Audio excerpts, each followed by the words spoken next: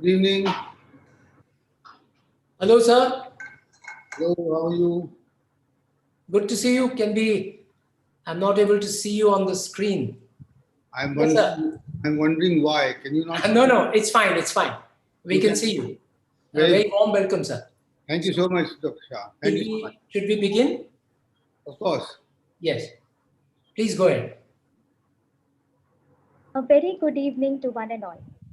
My name is Piuli, and on behalf of the National Coalition for Natural Farming, I would like to extend a warm welcome to all of you.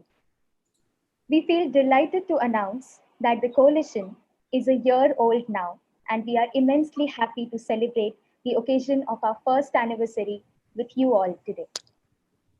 Thank you very much for joining us.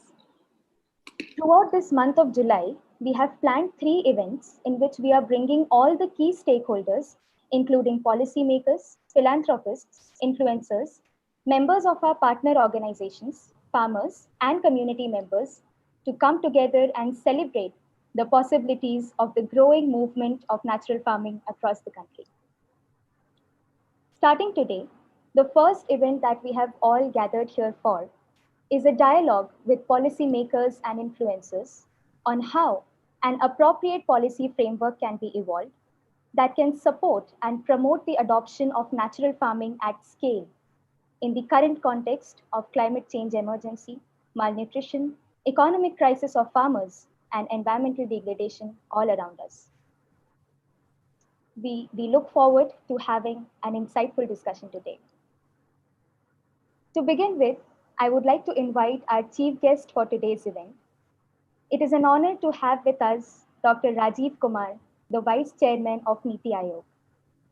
Dr. Kumar has worn many hats in his long and distinguished career and has vast experience of working in government, academia, industry associations, as well as in international financial institutions. We welcome you, sir. It is an honor to have you with us today. Thank you. Yeah, please carry on. Thank you. Thank you, sir. I would now like to invite our esteemed panelists for today's discussion.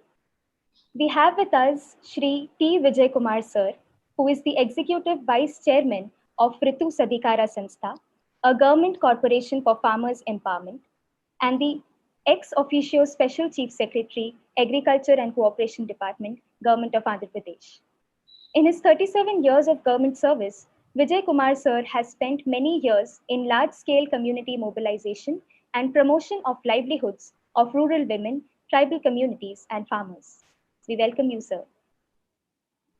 We also have with us Professor Kanchan Chopra, who was the Director and Professor of Institute of Economic Growth in University of Delhi till 2009. She was honored with the Boulding Award in 2016, conferred by the International Society for Ecological Economics. We welcome you, ma'am.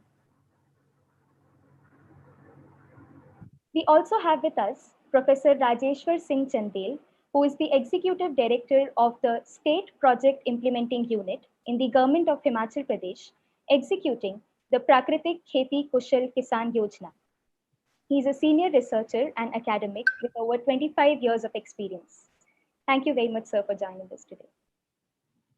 Next, we have with us Dr. Aninhalli R. Vasavi, who is a social anthropologist and a member of Punarchit Collective, an organization for alternative learning that she helped set up in Chamarajnagar in Karnataka. She was honored with the Infosys Prize in Social Sciences, Sociology, and Anthropology in 2013. Thank you for joining us, ma'am. And finally, we have with us Dr. Richa Kumar, who is the Associate Professor of Sociology and Policy Studies at the Indian Institute of Technology, Delhi. Her book, titled as Rethinking Revolutions, Soybean Chopals and the Changing Countryside in Central India, was published by the Oxford University Press in 2016. She was also the recipient of the inaugural Elizabeth Edicia Award, Memorial Award in 2019. Thank you for joining us, ma'am. And now I would like to invite our moderator for today's event. It is an honor to have Dr. Mihir Shah with us. He is a former member of the Planning Commission, Government of India. He currently chairs the Government of India Committee to draft the new National Water Policy. Dr. Shah is also a co-founder of Samaj Pragati Sahyog, one of India's largest grassroots initiative for water and livelihood security. Thank you very much for joining us here today, sir. Before I hand it over to Dr. Shah, I would like to just put forth some rules that we will follow for today's event so that it runs smoothly. Except for the panelists, we request all the attendees to keep their videos and audios off during the session. If you have any questions or comments, please put them in the Q&A box below and we will take it up from there. Please mention your name and your organization name along with the question. The questions in the Q&A box will be taken first and the chat box will probably be answered at the last. We also invite you to join the membership of the coalition. We will put the membership form link in the chat box now. If you are not a member yet and you wish to join, please fill out that form. Thank you very much, and we hope that you all have a wonderful evening here today. With that, I would now request Dr. Shah to take the event forward. Thank you, Piyuli. And again, from my side, a very warm welcome to all of you, especially Dr. Rajiv Kumar, for finding time to join us today, sir. You know, the youngsters in the team like to describe this as a celebration of the completion of our first year. But for us in the National Steering Committee of the Coalition, we sort of look at it as a moment of reflection, meditation on the kinds of challenges that lie ahead for us. Because our work has only just begun. And it's a very long journey forward that we have to together make in trying to take natural farming in India to a scale which would make a decisive difference to the farmers and consumers in our country. And we look at this anniversary as a reiteration of our resolve to move forward in this direction. I also wanted to, before starting the discussion, just issue two small clarifications. You know, natural farming is a very convenient shorthands, but shorthands, while being useful, can also sometimes be misleading. And this can give rise to a degree of confusion, which I wanted to clarify right in the beginning. So the first clarification is that natural farming refers to that entire body of practices which a large variety of practitioners are trying to practice across the length and breadth of India as alternatives to the dominant paradigm of chemical farming, which has been dominant across the world since the Green Revolution. So this includes the historic efforts being made by the Andhra Pradesh Community Natural Farming Program, but it also includes the non-pesticide management agriculture, the conservation agriculture, low external input sustainable agriculture, and a wide variety of biodynamic agriculture. India is a country of such great diversity that we as a coalition believe that we must respect that diversity, which includes respecting the diversity of approaches that different practitioners may find suitable in their own specific circumstances. So we are, unlike the Green Revolution practitioners, if I may say so, we are not fundamentalists, because we believe in letting 100 flowers bloom. And that has been the kind of founding principle of this coalition. The second clarification I wanted to put forward really tells us about the nature of this coalition, which is that we are not only talking about on-farm production technology. We are actually also as much concerned about issues of crop diversification, of water conservation, of building farmers' collectives, of moving farmers up value chains and expanding markets and consumer awareness, etc., etc. So it's the entire range of issues that the coalition is taking up, because the coalition is acutely aware that we must move away from a focus on what Dr. Rajiv Kumar is very familiar with, I know, what was called total factor productivity. You know, in the traditional mainstream economics, we are saying we need to look at total system productivity.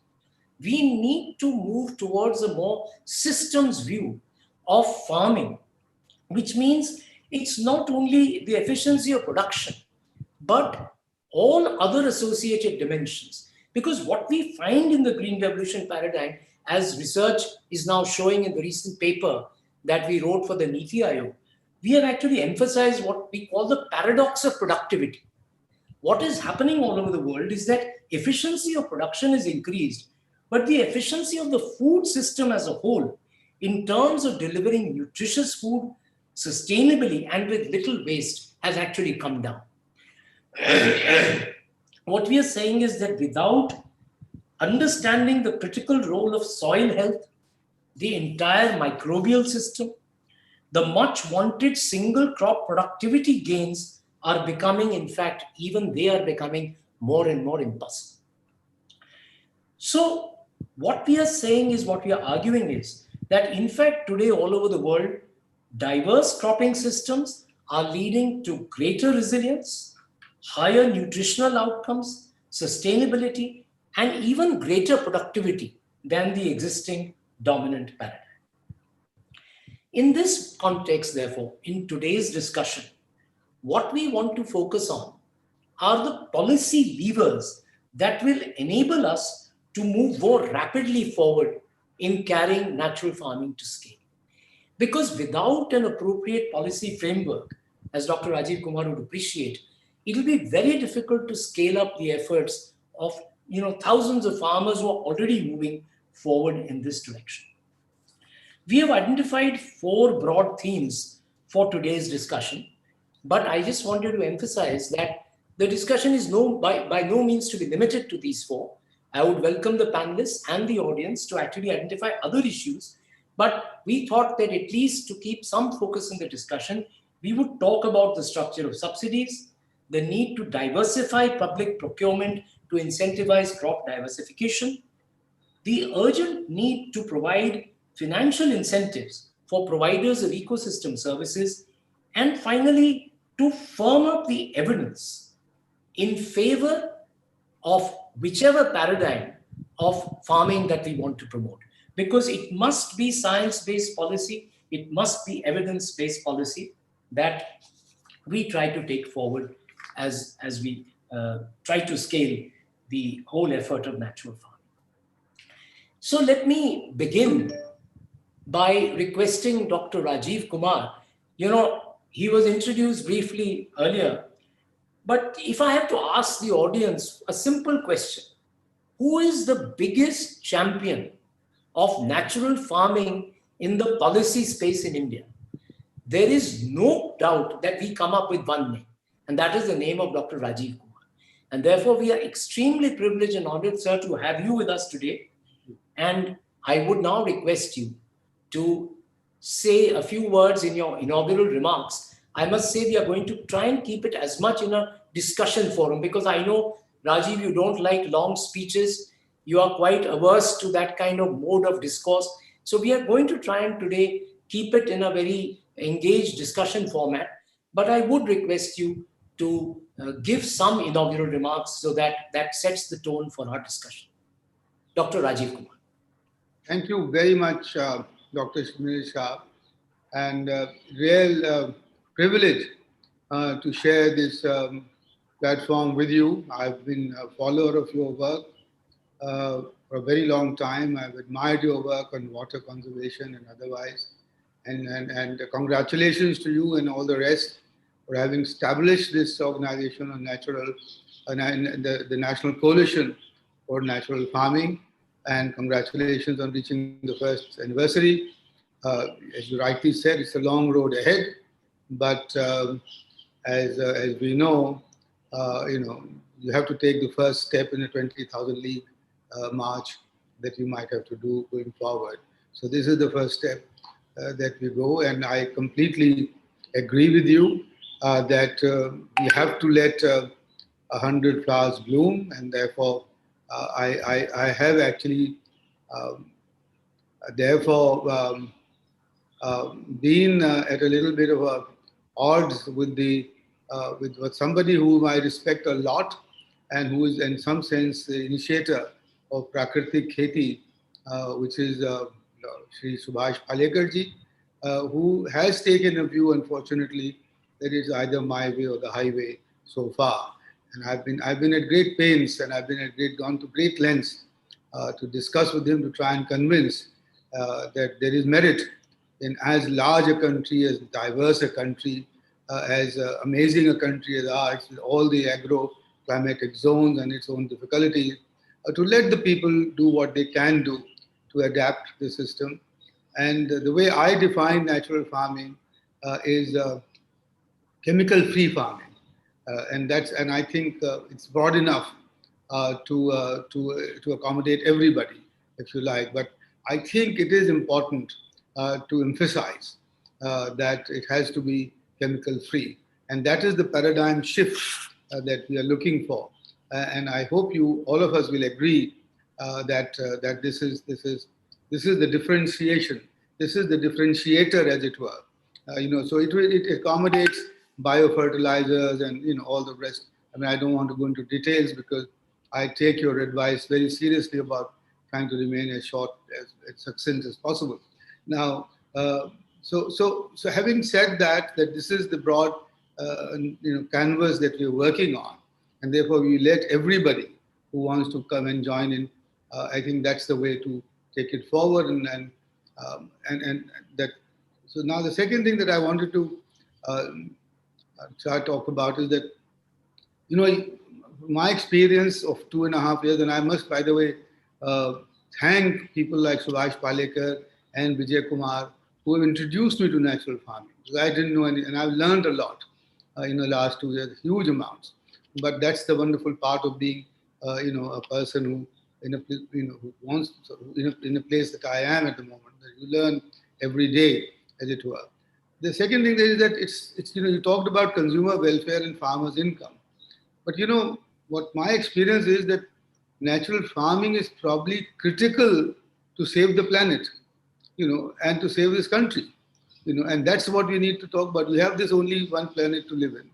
And, we have to, natural farming takes us towards our own Indian traditions, which is of man with nature and not man conquering nature, which is the Occidental and the Western and the Marxian philosophy, that the final contradiction is between man and nature. No, there's no contradiction between man and nature, but there is in some sense a convergence between human interest and natural interest. And if there aren't this convergence, then I'm afraid we are on a lose-lose game, and then we will not be able to sustain the only planet that we have to live on. And so there is enough evidence to show that because natural farming. By the way, I must have a slight off the cuff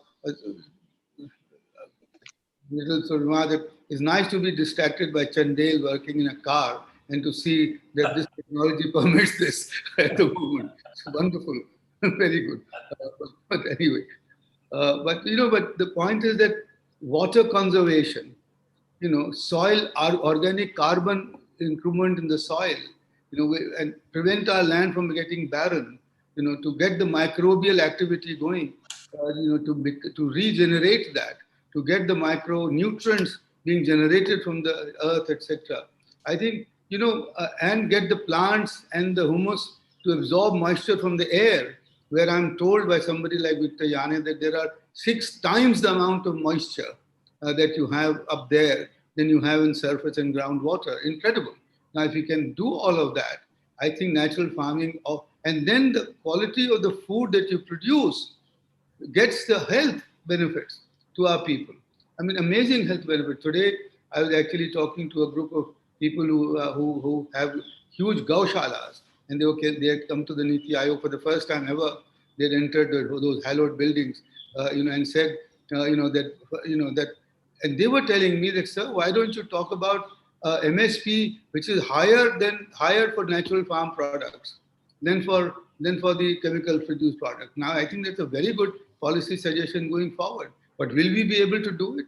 I hope I'll be able to carry that forward in Niti Aayog with all your help.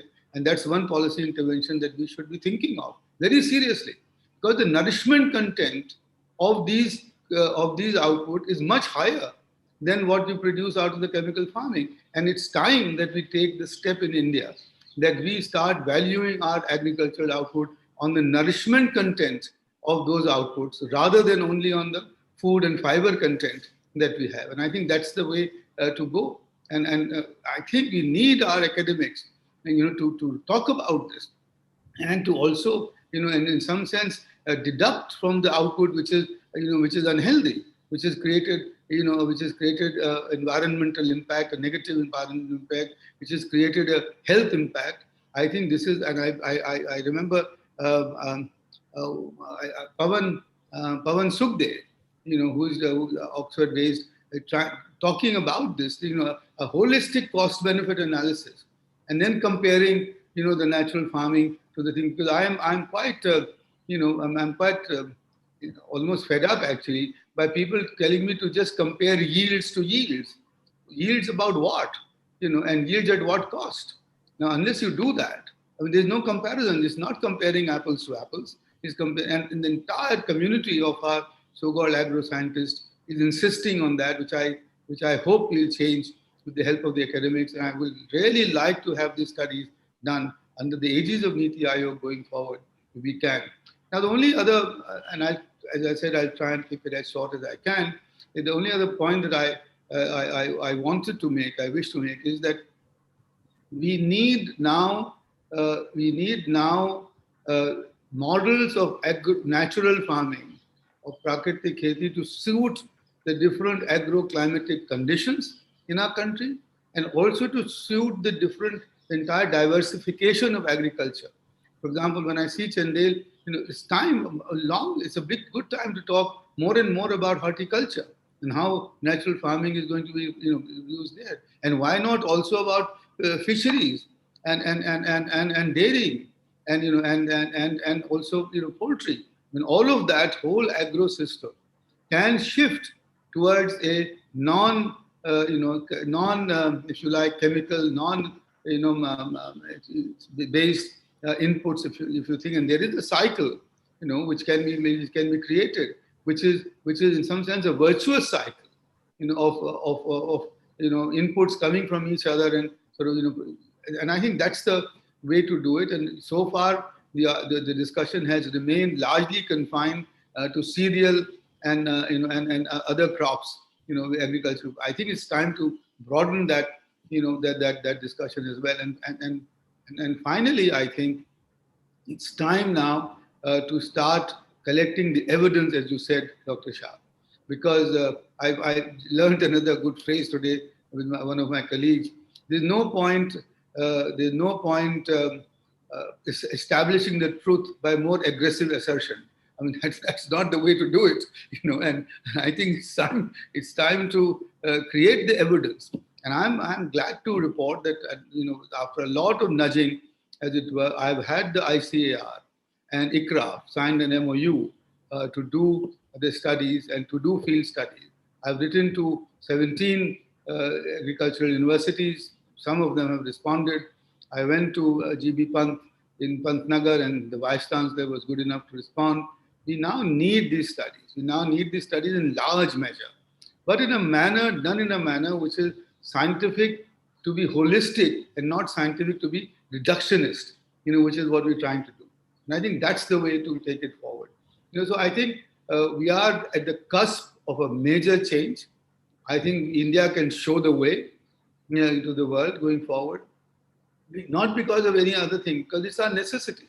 We cannot meet our nourishment requirements in a sustainable manner if we don't make the switch today. The sooner we make the switch, the better. And I'm therefore so glad to have this coalition, and I wish you all the success. And I hope you establish state-level branches of this coalition, because each state-level branch would have its work cut out. Because as you know, in India, one size does not fit all, will not fit all. It has to be 29 different sizes, plus maybe 35 different sizes. And I hope that you will be able to do it. So then we can call you next year the Federation of the National Coalition of Natural Farming, if you like. And wishing you all the best, and all the best for the panel discussion going forward. Thank you. Thank you again very much. Thank you so much, Dr. Rajiv Kumar. That was really music to our ears. I mean, you have said everything that is so close to our hearts, and all our aspirations Very beautifully summarized. Just wanted to ask you one or two follow-up questions. Yes. So, what you mentioned about these studies, that's exactly what I was going to come to you back with. Mr. Vijay Kumar has in the past been requesting you, because he has told me that the Niti Aayog would be the right institution to convene a kind of ongoing discussion, debate, argument, whatever we may like to call it, between the practitioners of the mainstream chemical farming and those actually advocating the alternatives. And you being in a position where you can convene all of us to come together and let there be an enriched dialogue. Let's not, as you said, this assertion, in a dogmatic framework on both sides. I'm not trying to say that there has not been dogma on either side. All of us must move towards evidence and science-based policy. And if the Niti Aayog can nudge all practitioners to show the evidence that, look, this is what is going to improve, all the parameters. And the parameters are extremely important, as you've been saying. It's not just yield, one crop yield. What the CGIAR system, the Green Revolution, was propelled by focus on a single parameter. So if we can have this, as you were mentioning, multivariate kind of analysis in a rigorous manner, and we have academics around this panel, and we have so many others in the coalition, and there are many within government. So we would really request you and would like to know how you view this kind of idea. I couldn't agree with you more. And I offer you a fortnightly, a monthly, a quarterly platform to carry on the discussion. I do it with the full knowledge that I won't be responsible, and my colleague Neelam Patel, who is here, I know I can see her name, will have to bear this responsibility. But I have urged her always to get these platforms, to get these discussions going. You, Dr. Shah, you and Neelam and Vijay Kumar and whoever else wants to join, we can form ourselves into a small advisory group for this dialogue, for this discussion, and we can have them as many as we like. That's the way. But I think more importantly, we should have them regionally and not just in Delhi, because because I'm not just in Niti Aayog. But let's do it as much as we like, as I said, and I have myself encouraged it already. In the last 2.5 years, Vijay will testify to the fact that I have had a whole, several dialogue between everybody around the table, including Subhash Palekarji, who has come here, and the Swamiji of committee. I forget the name. Without any hesitation, involving anybody. From Karnataka. There's the Eklavya Foundation and so on. So let's have that. The thought that the problem though is that there is not enough evidence so far on the basis of which you can have a informed discussion. Now that evidence is coming through, but I think whatever there is, even if there isn't, we can have a discussion to get over our misgivings, as we like. And I think the more we do, the better off we are. And my suggestion to you is that let's do the first 17 in the 17 state and agriculture universities that we've got around the country. Their vice chancellor could be involved. I would myself write to them, if you like, inviting them and holding our discussions, or in ICAR institutes, if you want. We can do it there, because after all, they have about 17 institutes or so. But anyway, you have from me a carte blanche and the promise of fullest support, whichever way, to Thank have you so much. going forward. That's so kind of you and so encouraging. And we will take you up on that offer. Let's put our heads together, think a little more how to do it. Take it up with Neelam, Yeah. and I'm sure she'll rise to the occasion, and do make her life a little harder. Absolutely. Sure. Thank you, sir. So one more question was about, the entire structure of subsidies. Here again, I am quoting my friend Vijay Kumar, who keeps, highlighting this point, that the huge subsidy that we are giving, and, you've been an advocate of cutting down these unproductive subsidies, which actually don't even go to the farmer finally. But can we at least, because when we look at the allocations in the budgets, the Paramparagat Krishi Vikas Yojana gets a very small trickle compared to the huge chemical fertilizer subsidies that we have. And there are implicit subsidies in the pesticides, etc. So what would be your thoughts on, how can we make this shift, even if in gradualist terms? What is the way forward for this? It's a tricky one, Dr. Shah. Because changing the status quo is not easy. Yeah. Not in our country. And I think therefore we need to be practical. The idea is of course very good.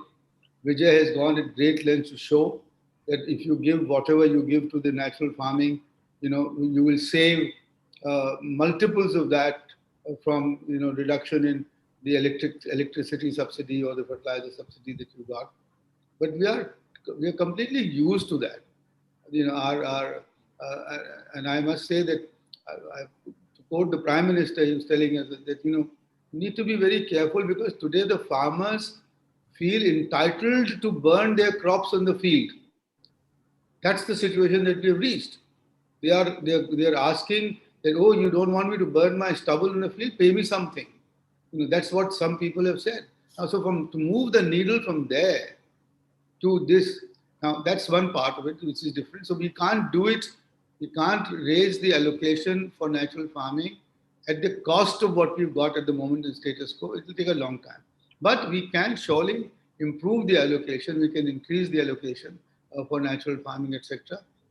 And I think we should tackle that with the state governments as well, because that is where it will come. I think Andhra shows the way, in that sense. And I think Himachal shows the way. And I think we can replicate that and we can discuss this. And we can make little models for that for my state. And I think, I dare say, that the international environment is now ready to support such positive social impact interventions. I've been talking to, for example, the Pegasus Capital, Boston based, the largest by far, the social impact fund that you've got, I think $7 billion or so in the assets under management or something like that. And they are keen. They want to put in money here. So we need to form those formations. I'm saying all of this to say that, the usual point about going to the finance minister, the union finance minister, will not happen. And if it happens, will happen in a very, in driblets. So that's where we are. So what you said about the state coalitions, I think that's where we can start. Yes. Actually, if the farmers themselves begin to demand, yes, they need support, because where will the inputs come from for natural farming? Absolutely. Then that state voice can be, heard by the center. And I'm sure the allocations can then start at least increasing in a positive direction. Let me say that in this case, it will be amazing to have this as a bottom-up approach. Yeah. Let's do the Jan Andolan first. Let's create a Jan Andolan for Prakritik Kheti. And we should go that way. If we do the Jan Andolan, and if the farmer says, look, I don't want the money for your chemical fertilizer. I want the money for buying my Dhan Jeev Amrit and Jeev Amrit, etc., whatever. I think the states will have to do it. But it's a harder task. We often are, I've been an academic, and in our lazy academic way, we think that the best way is to suggest a policy to the finance minister or to the Niti Aayog vice chairman. It doesn't work any longer. So you need to do it at the bottom level. That's my suggestion. I know it's harder, but I don't think we can find a shorter substitute for it. No, sure, and we are very committed to that path. That's what we are working on. So we hope to keep coming back to you with those kinds of voices, articulating the demand for a shift in the structure of subsidies. Thank you so much, sir. I hope you will remain with us. So that, because the other panelists are also there, and I'm sure they would throw up very important suggestions. So really grateful to you for your time and your ideas, which were truly energizing for us. Thank you. Let me come to Mr. Vijay Kumar now. Vijay, you already have been doing this path-breaking work in Andhra Pradesh. And what I want you to do today is to tell us, tease out, because we are all familiar, and if you start describing your work, we'll need another 3 hours. But what we want is key policy lessons that you can already see emerging from the work you are doing. The kind of policy levers which we can share with the Niti Aayog and other policy makers, which you think emerge from the work that you have done so far. Vijay. Thank you very much, sir. First of all, warm greetings to all the panelists and people in large numbers who have joined the celebrations. And, after what Dr. Rajiv Kumar spoke, it's very difficult to really keep up that momentum. So, first of all, I must thank Dr. Rajiv Kumar. And, whatever else, I mean, the kind of strength he has given as an individual, as vice chairman of Niti Aayog, to whatever I have done, I owe him so much. So I don't know if you can call it policy lever or not, but it is I owe a debt of gratitude to him for the kind of unflinching support. I mean, it is extraordinary. So I don't know whether you can call it policy lever or not, but that is what has been so helpful. I think I don't know. I've been thinking about what I should tell you, Dr. Mihir Shah. I'm a little confused, but somewhere I feel that this requires champions. This requires wherever people are, whatever position, wherever they are. I mean, I can't imagine somebody, economist, who has different kind of experience, but then decided, no, this is something that required for the country. So why can't each one of us think that this is such a huge idea? We have only one planet. We also have something which is good for the farmers in the short run, good for the consumers, and good for the planet. So I think, I don't know whether you call it policy lever or what lever, but I definitely feel that this requires champions. Everybody is a champion, right? From farmer to a chief minister of a state to a bureaucrat, everybody is a champion, an academician. Otherwise, your own commitment to this is so much. So I think this is a very important thing I want to highlight. The second one is, you have asked about the different policy levers. I'm just reflecting on my own experience. And to be honest, I think we have whatever is required. I didn't require any change in any law. There was a program in Ministry of Agriculture called Paramparagat Krishi Vikas Yojana. I tweaked it, and Ministry of Agriculture accepted that. Then I'm now working with the Ministry of Rural Development to tweak another program of theirs. So if we can look at this in multiple stages, we are in many states at a very, very initial stages. So if you can say the journey for going up to 5% of the farmers, I'm just giving a number, but I believe 10% is the right tipping point. But if we can divide this transformation into multiple phases, one, what is required during transformation, and then what happens when it takes off. So sometimes I fear the kind of subsidies if you offer for natural farming, you may not really get the transformation happening, but you can offer it after the transformation. In case of Andhra Pradesh, we have not offered any incentives to our farmers. They are doing it because of the kind of tremendous effort we have put in motivating farmers. It's not an easy job, motivating farmers, building on the social capital of the women self-help groups, and the fact that government of Andhra Pradesh said, yes, this will be done. This is one of the options for farmers. They didn't say that this is the only thing to be done, but that is enough for me. So I think we need to, in my opinion, we need to play around, we need to use what is already there.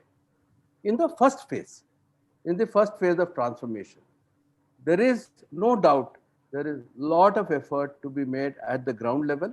And I'm not underestimating, because in our state we have the tribal areas where it is easy to make this change. We have rain-fed areas which are again moderately difficult. We also have the delta area where there is so much of chemicals that have gone in. The second point I want to bring about is the most difficult thing here has been the mindset change. It's So subsidies are not an answer to mindset change, to mindset. So you have to have a strategy which is in the nature of enabling unlearning to happen and relearning to happen. So it doesn't happen by giving some subsidies. I don't believe it can happen like that. It is a hard task. So there are some certain things which you can do in the short run, but then there are others in the medium and long run. And I think, again, what Dr. Rajiv Kumar mentioned, engaging with the ICR system, engaging with the universities. In future, I would like the BSc Agriculture course, the entire course to be restructured. Also have an option, have BSc Natural Farming. So you need to create a knowledge system which then makes this a natural option. That also takes time. So you have, but there are, you don't wait for the long run. In between, we have what we are doing in Andhra Pradesh is through champion farmers. And to me, they are trainers, good scientists. So we are creating a different kind of knowledge system. But I believe the informal knowledge system that we are creating with huge effort, there needs to be a corresponding change in the formal knowledge system, but I'm not going to wait for that knowledge system to change. I will put in my effort, and there will be others who will be making the effort in changing the formal knowledge system. Just asking you one question connected to what you've been saying, because Dr. Rajiv Kumar is here. As you said, the formal knowledge system must incorporate this different form of knowledge, if I may say so. It's a knowledge which has ancient roots in India. We have neglected it terribly, unlike the Chinese, who seem to respect their tradition much more than we have done. So I think that is absolutely well taken. And I think that's something which at the policy level must be implemented. But your emphasis on champions, especially champion farmers, is so important, because I wanted to draw Dr. Rajiv Kumar's attention to something which you always emphasize, that our agricultural extension system, that is in tatters right now. And we need to completely revamp that to give it a new direction. So that certainly would be a policy lever, I would say, so that the champion farmer, initiative gains momentum. Yes, I believe in, community resource persons, people from the community themselves, but that needs recognition and support from the state. It's actually very small amounts in terms of money. Knowledge creation is the most under-invested, but in a sense, the highest return investment we can make. And I think that could be a very important lesson we draw from what Andhra Pradesh has done, or wherever all of us have practiced these different forms of natural farming. It is this effort of strengthening an extension system which has to take a new direction. Would you agree that that could be a very important initiative that we need to take? No, definitely. But I'm also thinking that why do you want to deal with a broken system? Let us create a new system. So the so-called informal system should be made formal. Exactly. So therefore, whether it's the farmer producer organizations or the cooperatives or the women self-help groups, themselves should be formally recognized as extension agents. Then it's up to them to identify champion farmers, and then we also need a certification of the champion farmers through a appropriate system. In fact, that's exactly what Dr. Rajiv Kumar was earlier offering. So Rajiv, one more idea therefore is that how do we recognize these champions on the ground? What is the kind of process of certification that can be envisaged, which would meet the standards? Because otherwise there's always this question mark that, oh, these are farmers, they don't know anything, etc. Now, of course, we can assert that, look, we know what they know. But given that we want this to be mainstreamed, let us try and arrive at a system where we can actually validate this knowledge and accept it as part of mainstream agriculture going forward. So I would say this would be another initiative which we would look for the Niti Aayog also to take a major position on, and then take an initiative to take it forward. The point taken here, but let me say that I have no immediate answer to this. It's something worth doing, and let that be one of the topics and issues for the platform that you've offered to create in Niti Aayog to discuss. We can bring people from different realms here, from the universities, from training institutes, from whatever, and we can devise. I mean, we can surely devise something, that can be done. We can even bring in AICTE if you like. Sir Buddhe will be very glad to help out in this. So. This could be one of the agenda, which we take up. Can be one of the things on the agenda.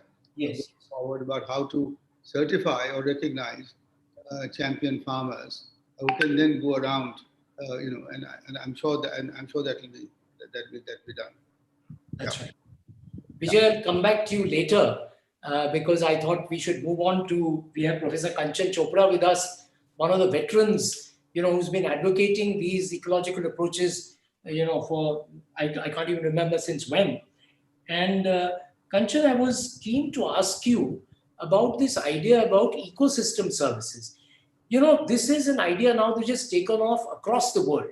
China has, of course, pioneered a lot of work in this direction, but many other countries. In one of the articles, I have documented all the countries where ecosystem services are now being acknowledged, being paid for. So what is it that you would like to suggest for policy, for how to take this idea forward, how to operationalize it? Kanchan. Thank you, Mihir. Thank you, Dr. Mihir Shah, for having me here.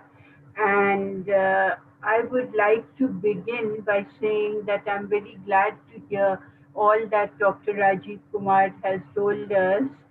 I will begin from the design of instruments, the design of financial incentives, and bring in ecosystem services as the most important concept which we can use to design a set of incentives alternative to the subsidization that we have done for mainstream, I'll call it mainstream green revolution agriculture for the last 50 years or more.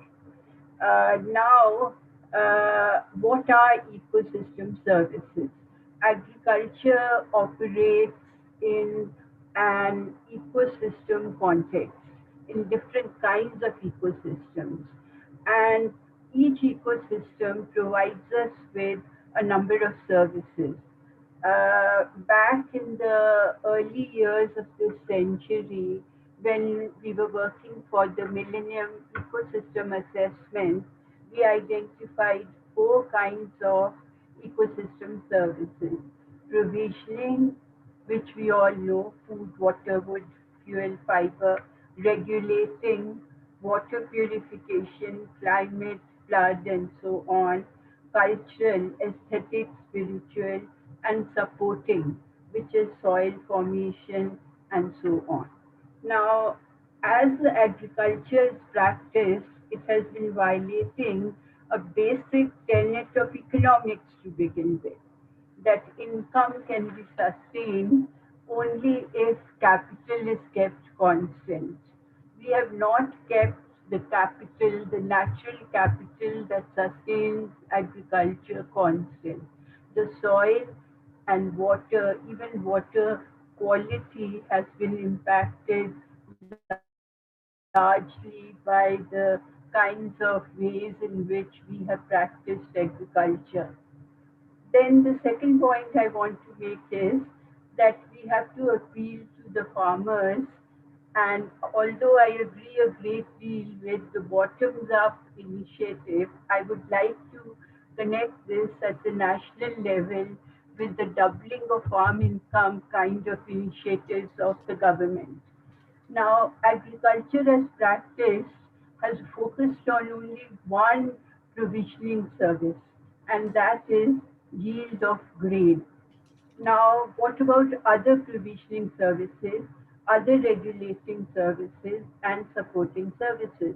Now, if we can get evidence, and evidence is emerging from all parts of the country, that natural farming in its many different forms that is practiced is adding to soil carbon, is improving the quality of water, and is providing other provisioning services, even like fodder and so on, then we can ask for a subsidization, not just because it is natural farming, but because it is helping us in fulfilling a number of other requirements that international agreements now need us to do. It is helping us to sequester greenhouse gases like the soil carbon, and we know from the FAO report of 2020 that agricultural ecosystems contribute 10 to 12% of all greenhouse gas emissions. And of these, 38% from soil nitrous oxide emissions. So if we can link it at the national level to our international commitments of greenhouse gas reduction, which we have agreed to in the Paris Agreement, there is a price for carbon which we have given to us, and we can reward farmers not because they are doing something which is good for the planet, but which is good for the planet anyway, but which is also good for them. So that individual interest then of having higher incomes coincides with the national interest of fulfilling our nationally determined commitments under the many international agreements that we have. Trees planted are another part in any in any kind of ecology-based agriculture. There will be some tree plantations as well, and they will also help us. If these are plantations, they sequester carbon and so on. So my pitch today is, of course, I am completely in agreement with the coming from the bottoms-up approach and a top-down approach, a combination of a bottoms-up approach and a top-down approach. And we have the whole literature on ecosystem services. We need to know we can have a kind of a system of direct transfers to farmers on a digital platform, all that we are doing these days to help them to get higher incomes for natural farming. Farmers, in the last resort, will look for better nutrition. I agree with that. Nutrition is a very important part, but this can also be an input into the declared national policy of doubling of farm income. So let it be an income transfer instead of a subsidy, but an income transfer based on actual data from the different states about soil health under these farms which are under natural farming and all its variants, and data on other kinds of things like improving water quality, helping in water, reducing soil erosion in the hill states, upland, upstream, downstream issues of use of water, and so on. There is plenty of work on this. We started this work almost, I don't want to bring in all that here, almost 30, 40 years ago. And we have a journal called Ecology, Economy and Society, which tries to bring into focus all these things. The second thing which is important, which also Mihir wanted me to talk about, is how do we have a dialogue between different stakeholders. Can I come in here, take another 3 minutes or so? मैं आपको अभी थोड़ा रोकता हूँ. Sure. जो आपने बताया बहुत सही है. I've been actually requested to speak in Hindi and that was an oversight on my part. तो मुझे लगता है कि इसमें रिसर्च कम्युनिटी का बहुत बड़ा रोल है. जो राजीव जी सबसे पहले कह रहे थे, ये डेटा जनरेट करना होगा, इस तरह का क्रेडिबल डेटा जिसके आधार पे ये कंडीशनल कैश ट्रांसफर हो सकता है, जो आप सजेस्ट कर रही हैं। तो मुझे लगता है उसमें पूरी एकेडमिक कम्युनिटी को आगे आना होगा और आपको नेतृत्व करना होगा इस तरह के एफर्ट का, क्योंकि आप तो इस बात को दशकों से कहती आ रही हैं। तो किस तरह से हम इसको क्वांटिफाई कर पाएंगे, किस तरह से क्रेडिबल डेटा जनरेट होगा, ताकि कोई भी एजेंसी हो, नीति आयोग हो, मिनिस्ट्री ऑफ एग्रीकल्चर हो, उनके पास ये जानकारी अगर पहुंचती है तो उसकी गुणवत्ता होनी चाहिए, उसकी विश्वसनीयता होनी चाहिए, तो वो हमें इंश्योर करना होगा। तो इसलिए मैंने इसको एक मुद्दा बनाया था आज की बहस का, और उसमें आप जैसे प्रैक्टिकल स्कॉलर्स की बहुत जरूरत होगी। तो कुछ आप कहना चाहेंगे उसके बारे में? श्योरली, इसमें जो डेटा है वो कई तरफ से कुछ तो एग्जिस्ट कर रहा है, उसको इकट्ठा करने की ज़रूरत है। और उसको इकट्ठा करने के लिए मैंने एक ICAR की स्टडी देखी which is 2021 and that has brought together, उसमें काफ़ी ये फार्म लेवल डेटा है। और वो जो आप लोग काम कर रहे हैं, आंध्र प्रदेश में कर रहे हैं, हिमाचल प्रदेश में कर रहे हैं, उस सारे को उस बेसिस पे उसी को उलट फेर करके वो डेटा निकल सकता है। उसमें कोई 2-3 चीज़ें मुख्य हैं।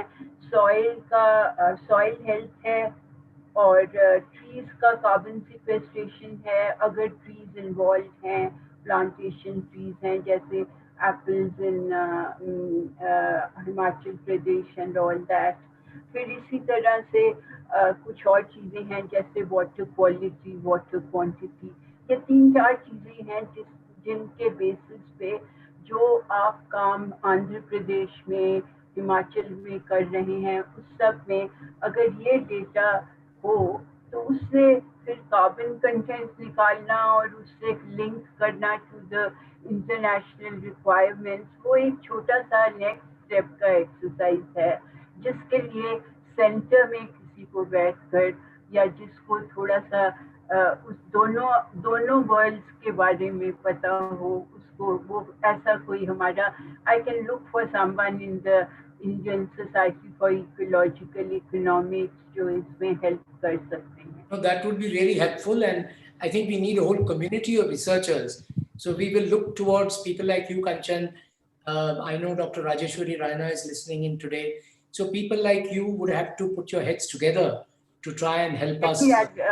I want to point out towards another initiative of the government. It's called the Biodiversity Collaborative. ये बायोडाइवर्सिटी कोलैबोरेटिव के अंतर्गत जो हमारे एक बहुत काफ़ी बड़ा इनिशिएटिव है, जो हमारे साइंटिफिक एडवाइजर, उनका नाम मैं अब याद नहीं आ रहा, I am so bad now, I am age is catching on, I can't remember, Vijay Raghavan, हाँ विजय राघवन हैं, उन्होंने और कमल बाबा जो इकोलॉजिस्ट हैं वहाँ के मैसेच्यूसेट्स में बैठते हैं USA में, उन लोगों ने मिलकर करा है। और वो बायोडाइवर्सिटी एक और इनिशिएटिव है जिसमें हम इससे कनेक्ट कर सकते हैं, एक और गवर्नमेंट का initiative. Thank you so much, Kanchan. Thank you for that. It's a good cue you mentioned Himachal, और बहुत खुशी है देख के कि राजेश्वर अब अपने कमरे में आ चुके हैं। वैसे of course I shared Rajiv's excitement at seeing you in a car, but वो कनेक्टिविटी के इश्यूज हो सकते थे। तो मुझे लगता है कि हॉर्टिकल्चर पे जो काम हिमाचल में हुआ है, हो सकता है सिक्किम में पहले हुआ भी था, लेकिन जिस तरह से आपने इस काम को आगे बढ़ाया है वो सचमुच हमारे लिए प्रेरणादायक है। तो मैं आपसे थोड़ा सा गुजारिश करूंगा कि अपने अनुभव के बारे में संक्षिप्त में, और उसमें से जो पॉलिसी लेसन्स हमको मिलते हैं उसके बारे में थोड़ा प्रोफेसर चंदेल बताएं। राजेश्वर।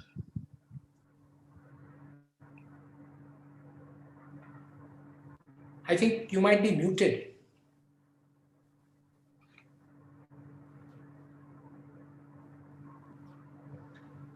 Thank you sir.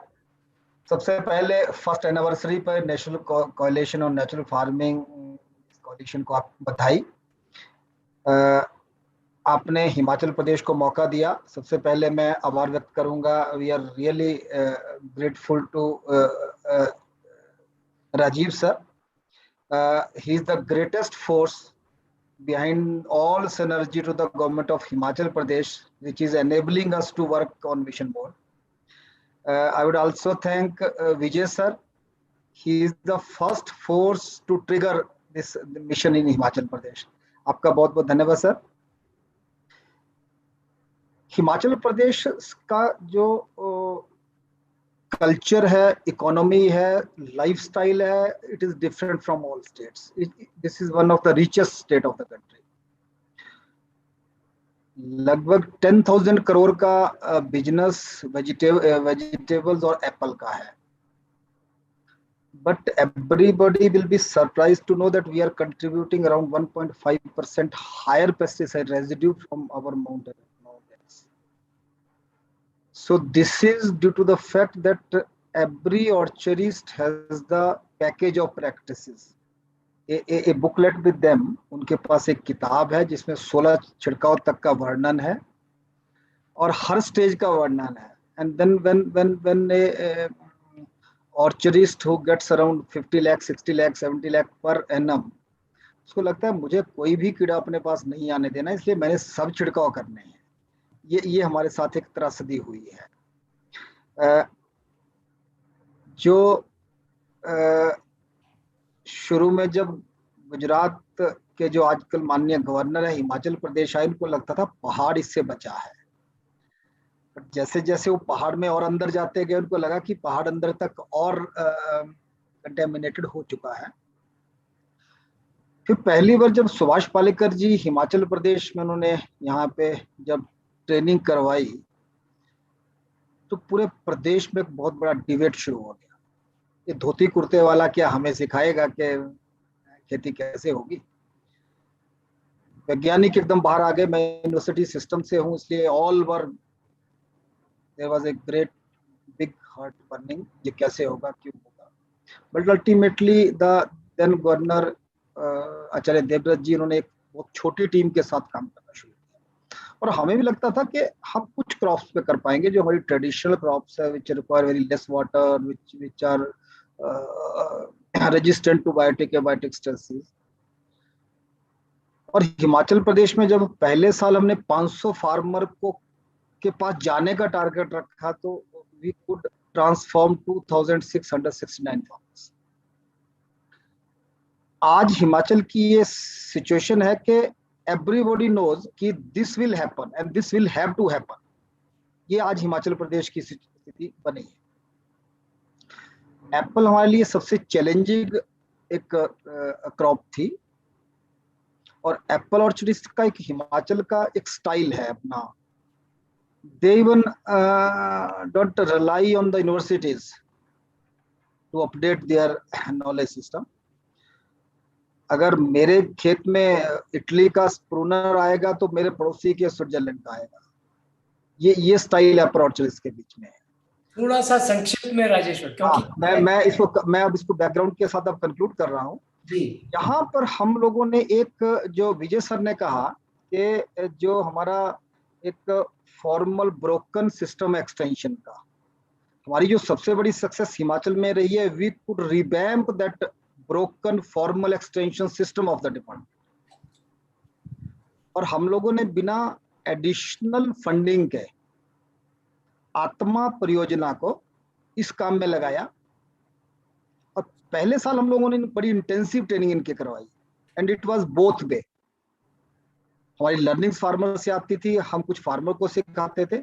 और आज जो सबसे बड़ा बेस हमारे काम का बना है, this broken system of the department is the biggest strength with us, जो आज फार्मर के बीच में जा रही है। तो अभी हमने 2-3 पॉलिसी फ्रेमवर्क पे काम करना शुरू किया। एक जो हमारा सर्टिफिकेशन सिस्टम है इवॉल्व किया है। साइंटिस्ट कैसे कन्विंस हो गए इस बात को? Scientist sir, this is also a dramatic shift because I am from the University of Horticulture and Forestry.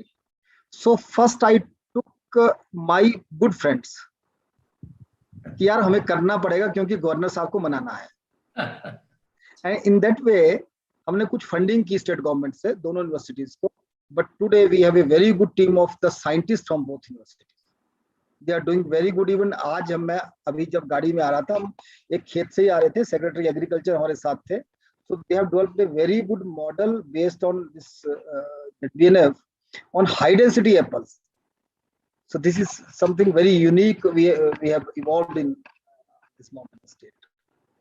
But जो अभी लास्ट हमने एक सर्टिफिकेशन पे एक बात कही है कि सर्टिफिकेशन की सर जो आज हम कर रहे हैं बात, वो यूरोप में जो कभी आज से 40 साल पहले 50 साल पहले बेस्ड ऑन देयर एक्सपीरियंसेस जो सर्टिफिकेशन सिस्टम डेवलप किया था, हमने कहा कि हमारी जो इकोलॉजी है, हमारा जो फार्मर है, उस पर नहीं चलेगा. आप कैसे पहाड़ में मानेंगे कि ऊपर वाला केमिकल कर रहा है, नीचे वाला कभी भी नेचुरल फार्मर नहीं हो सकता. This will never happen. Small holders में आपको कंटिन्यूअस एरिया नहीं मिलेगा. तो हमने एक सिस्टम इवॉल्व किया है. We have presented to all, even NITI Aayog, to ministry of agriculture और इंटरनेशनल ऑर्गेनाइजेशन, इवन आईफोम को हमने इसको प्रेजेंट किया है. And we are going with the future thinking. हमने कहा कि farmer based, because this is not a certification, this is a guarantee scheme, PGS. तो फार्मर हर साल जो नया काम कर रहा है वही क्यों हर साल अपने आप को रजिस्टर करवाए फिर पैसा दे. थर्ड पार्टी जिस दिन गवर्नमेंट की फंडिंग बंद हो जाती है उस दिन वो छोड़ जाता है, उस दिन फार्मर अबेंडेंड हो जाता है, उस दिन उसकी सर्टिफिकेशन कौन करेगा. इसलिए सिस्टम बेस्ड रैंकिंग हम जनरेट कर रहे हैं. हिमाचल गवर्नमेंट ने इसको अप्रूव कर दिया है and based on that approval हम फार्मर को अपने बेस पे अब उसकी गारंटी को अप्रूव कर रहे हैं. एंड सेकंड, जो हम एक फूड सिस्टम पे काम कर रहे हैं कि how to connect the producer with the consumer based on the trust. और ट्रांसपेरेंसी और ट्रेसेबिलिटी इसका एक मेन जो फोकस पॉइंट रखा है, that is transparency and traceability. The farmer must know that how much he is getting out of the final cost which the market has paid. And in reverse the traceability को कैसे आपने operationalise किया? अभी operationalise नहीं हुआ है. अभी हम सिस्टम क्रिएट किया है. हर फार्मर का क्यूआर कोड बार कोड पे काम शुरू किया है और कैसे विद वन क्लिक कंज्यूमर को ये लगे कि मेरा कौन से खेत से आया है, इस पे काम करना भी साल शुरू किया. ओके. तो अभी हमारे पास sir over 1.2 lakh farmer transform हो चुका है, but not on whole land, because Himachal का फार्मर बहुत स्मार्ट फार्मर है. वो क्या करता है, जो घर के लिए रखता था उसमें वो बियर लॉस बियर करता था, बट वो छिड़काव नहीं करता उसमें. वो अपने फ्रेंड्स को जो देता था, अपने रिलेटिव को देता. तो हमने कहा कि तुम इससे शुरू करिए. हिंदुस्तान का सब फार्मर स्मार्ट फार्मर. तो हमने कहा कि तुम इस पे कन्विंस होंगे तो नेक्स्ट ईयर जिसने 800 स्क्वायर मीटर पे काम करना शुरू किया, ही एक्सपेंडेड द एरिया टू 1 एकड़, और ये हमारा सक्सेस है. तो थैंक यू. अभी समय की कमी है, लेकिन ये बहुत ही फैसिनेटिंग स्टोरी है आपकी, और हम उम्मीद करेंगे कि हमारा कोलिशन आपके साथ मिलके ये काम और आगे बढ़ाए और हमारे जितने भी सिविल सोसाइटी पार्टनर्स हैं वो भी इसमें जुड़ पाए. तो बहुत बहुत धन्यवाद और बहुत बधाई. Thank you so much. Thank you. नाम पे I will now come to doctor Richa Kumar. Richa, I was keen to understand from you what Rajeshwar was, अभी उन्होंने थोड़ी बात की थी इसकी, कि ये जो ट्रेसेबिलिटी और पूरा जो मार्केट और कंज्यूमर कॉन्शियसनेस की बात है, जब तक कंज्यूमर्स में वो कॉन्शियसनेस नहीं आएगा कि यही चीज हम लोग एक्सेप्ट करेंगे और केमिकल इन्वेस्टेड फूड हम नहीं लेंगे, तो उसको हम आगे कैसे बढ़ाएं, उसके लिए क्या आपके कुछ सजेशंस हैं जो कि पॉलिसी लेवल पे हम उनको आगे बढ़ा सकें? Doctor Richa Kumar. Thank you doctor Shah, and thank you NCNF मुझे यहाँ आमंत्रित करने के लिए आप सब लोगों के समक्ष. I will also try to speak a little bit in English and a little bit in Hindi हमारी ऑडियंस के लिए. So I wanted to begin by saying that we are actually in a moment of real crisis today, and I'll want to highlight 3 crises that we must pay attention to. And then, I'll also link it a little backwards to the history of the Green Revolution, because the Green Revolution also emerged from a moment of crisis. And I think today's moment of crisis gives us a real opportunity to transform our food systems, not only for the planet, but also for ourselves in terms of our health. So the first crisis, of course, as Dr. Rajiv Kumar very rightly pointed out, is the climate crisis. That we are losing ground. The things that we thought will happen in 2050 might happen now in 2030. In our own lifetimes, we may see systems collapse. And that is something that ये जलवायु परिवर्तन के बारे में जो कह रहे हैं, इसके बारे में बहुत ही गहराई से सोचना पड़ेगा हम सबको. दूसरा क्राइसिस जो पिछले 1.5 साल से हम सब जूझ रहे हैं is the COVID crisis. And what COVID has made very clear to us is that our own health, our own immune systems are absolutely critical to any kind of long-term dealing with this situation. You can get a vaccine that will deal with one set of pathogens, but it's not going to be able to protect us forever in any kind of fashion. We just haven't figured that out yet. Our science has not yet figured that kind of stuff out. So we have to go back to the question of immunity. And one of the things that has become very clear in COVID is the issue of comorbidity and sugar. Diabetes has become the critical factor. India is one of the countries in the world that has the highest number of diabetic people. And increasingly our medical doctors and our scientists are telling us that a great deal of this is because of our food system.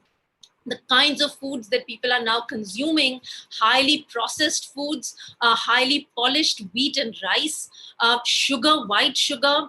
And, sadly, unfortunately, if any of us in this room today speak to our grandparents, हम अपने पूर्वजों से बात करें जो आज हैं अभी भी जिंदा, वो बताएंगे हम गुड़ खाते थे, वो बताएंगे कि हम मोटा अनाज खाते थे, मिश्रित अनाज खाते थे, कभी सिंपली गेहूं की रोटी बनती ही नहीं थी.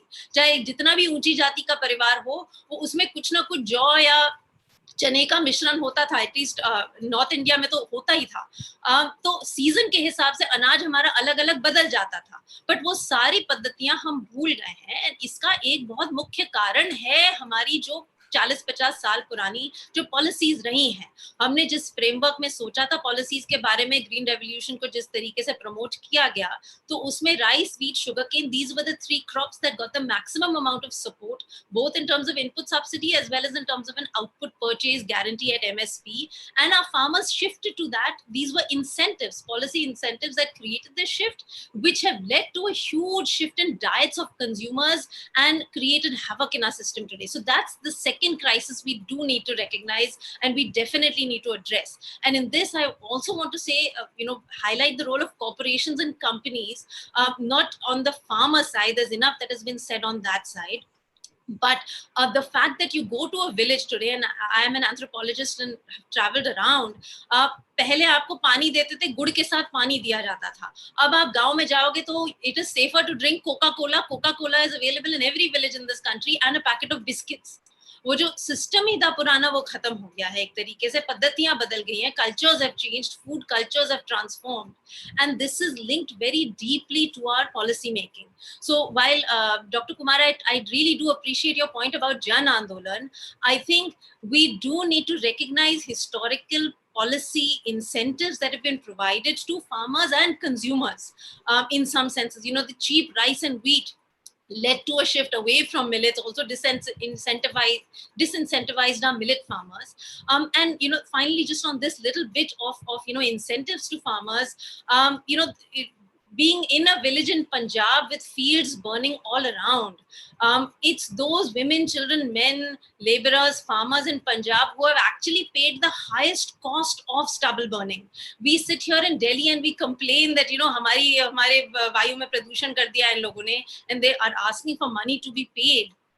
But really speaking, paddy was never grown in Punjab before the 1960s and 70s. We incentivized these farmers to grow paddy. In fact, as Professor Rajeshwar Singh said, in the extension booklets that were given to these farmers in the 2000s, burning stubble was one of the practices. It was said, burn your stubble. So in some senses, farmers are simply following what scientists have been telling them, and they are stuck and they are actually looking for a change. So I think, so the third crisis that I want to highlight is the crisis of livelihoods. No young person in this country wants to farm anymore. They all want to leave rural India. So somewhere with the climate, the COVID, and the livelihood crisis, this is really an opportunity for bringing about change.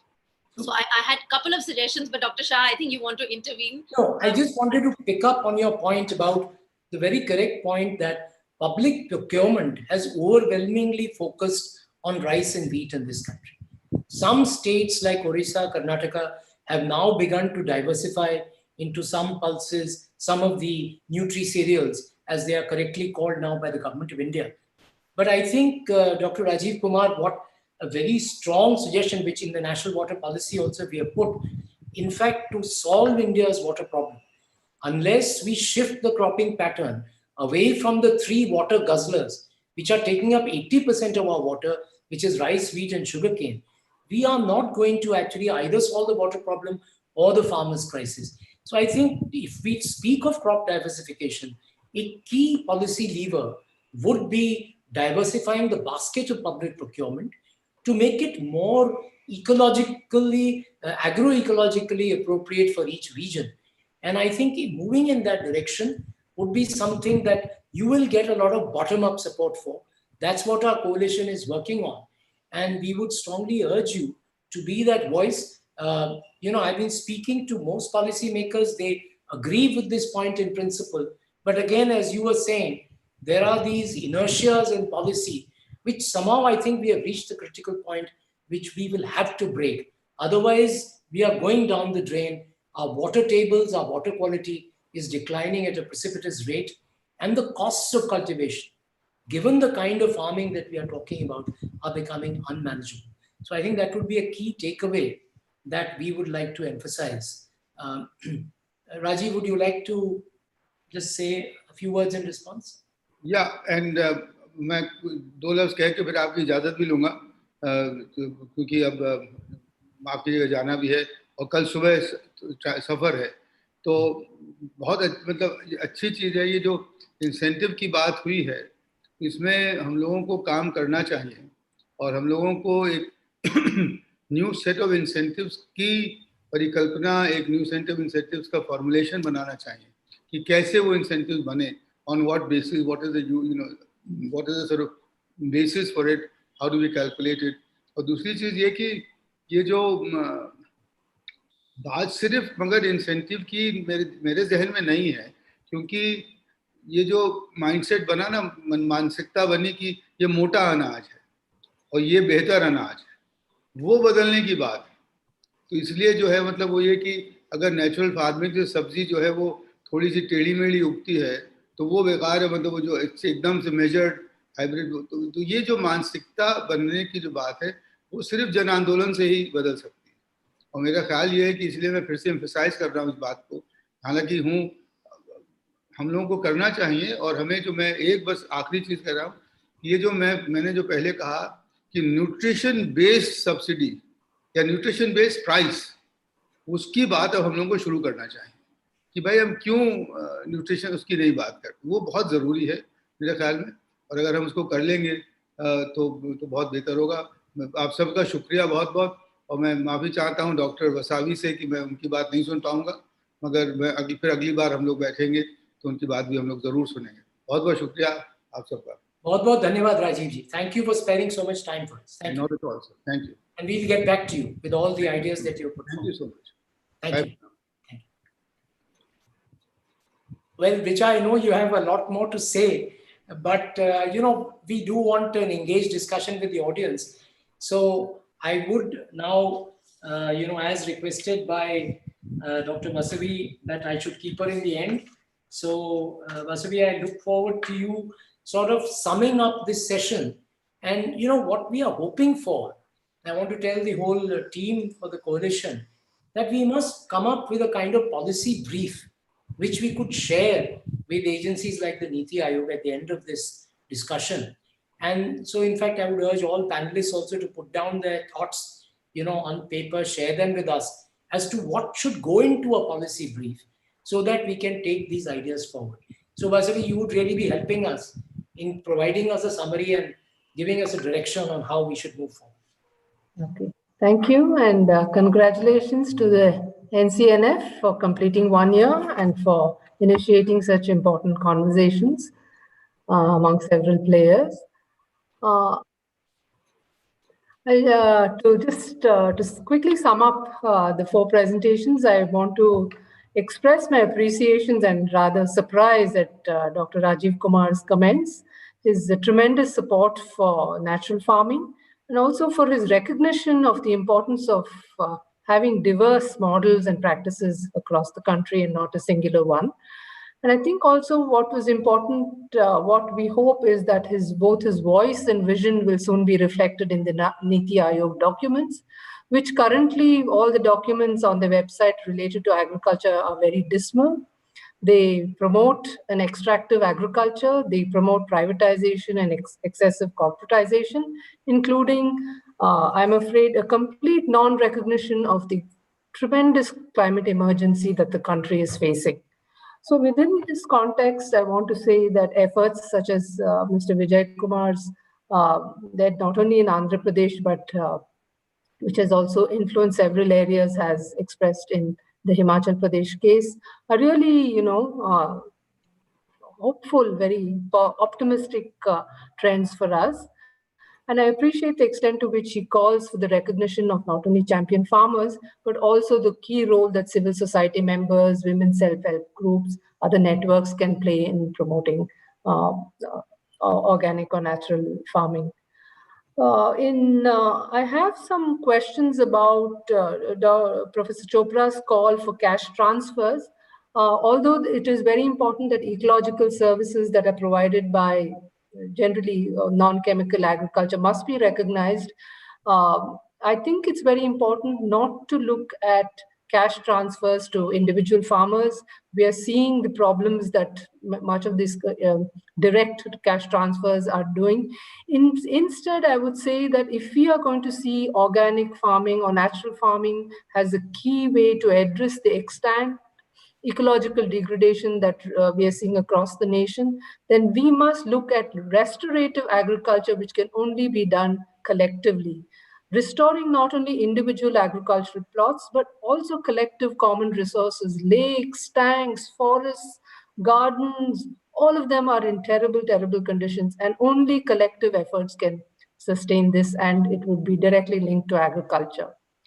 With that, I want to say that looking at agriculture per se would be very inadequate unless we look at not only the crises which Richa has very well summarized, the climate, the health crisis, but I would also say currently along with what is showing the great fragility of rural India and of agriculture itself is now of the unemployment crisis, which is reflected in the structural situation of a majority of our farmers who are not only small and marginal farmers, but are landless.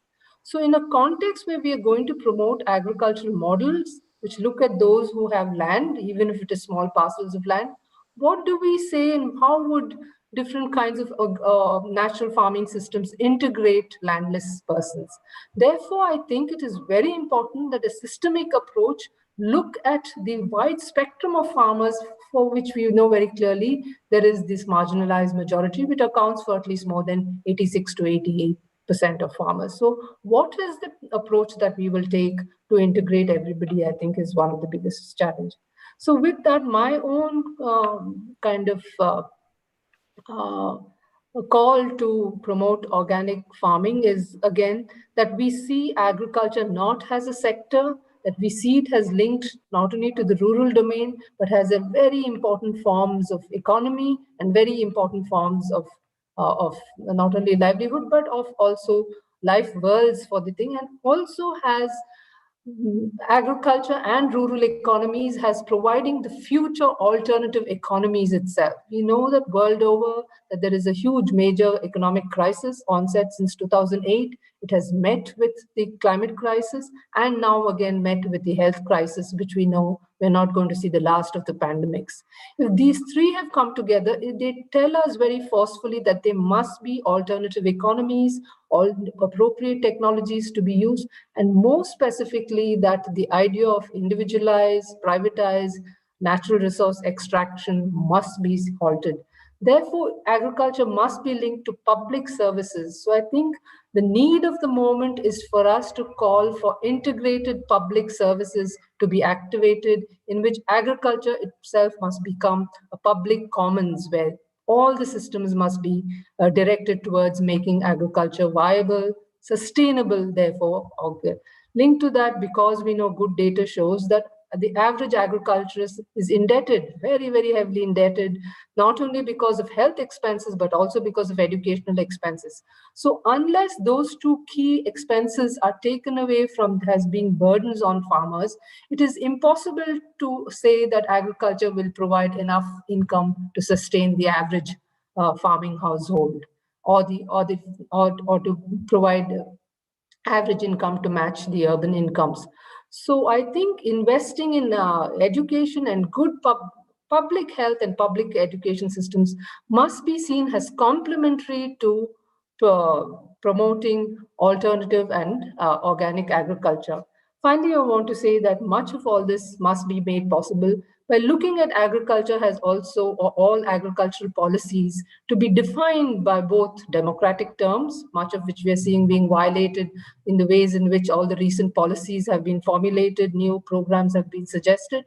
They must endorse, and I think both Mr. Rajiv Kumar and Mr. Vijay Kumar have highlighted this, is the importance of diversity, that the wide variety of diversity is very, very sophisticated knowledge systems that already exist across the countries, attendant with the n number of skills that exist. All of those must be revived and strengthened. And finally, when we look at all this, it's also important that we ultimately say it is the dignity of the farmers that one needs to respect. So along with the democracy, diversity, and I think dignity of the most marginalized farmers, which must be not only recognized, but upheld in both our policy documents and upheld in the processes in which we want to promote organic agriculture. With this, thank you, and thank you, Professor Dr. Shah, for this. For wonderful words of caution and direction to all of us. I would request all the panelists to put down their reflections and share them with us, so that when we are preparing a policy brief, we can incorporate all your inputs. And I would request, in fact, members of the audience also to feel free. आप लोग सभी जो सुझाव हमें देते हैं, उनको हम संकलित करके प्रयास करेंगे कि एक coherent document उससे हम बना पाएं. I would now actually open the floor for the audience questions. I would request Priya she has been sort of looking at all the questions that have been coming in the Q&A box. And if you can begin to sort of read out the questions, then I can sort of direct them to the panelists. Yes, sir. Thank you, everybody who have shared their questions with us. The first question that we will take is from Mr. KVS Prasad of AME Foundation. He asks, can educational curriculum be rejuvenated with holistic dimension rather than reductionist dimension? Rewarded too by identifying champion farmers like Dr. O.P. Rupela. Yeah, I think that idea was put forward, in fact, by Mr. Vijay Kumar earlier in the discussion. And that will be one of the key suggestions that we would be making, both about the formal system and about recognition for the champion farmers. So thank you for that suggestion. Yes. The next question is from Mr. Ishtiaq Ahmed of Greenpeace India and Regenerative Bihar. He asks, our agricultural institutions don't even have departments on natural farming, and they have very little investment in researchers on different natural farming practices. How will we change the mindsets of our farmers? And how will we help? How can this help by blaming broken food systems and not blame our farmers for it? So I would request जो भी प्रश्न पूछ रहे हैं वो अपना camera on कर लें. मैं राजेश्वर से रिक्वेस्ट करूंगा, क्योंकि आपने ये काम करके दिखाया है हिमाचल में. And I'd also like Vijay to come in on how do we approach the formal agricultural extension system. Rajeshwar.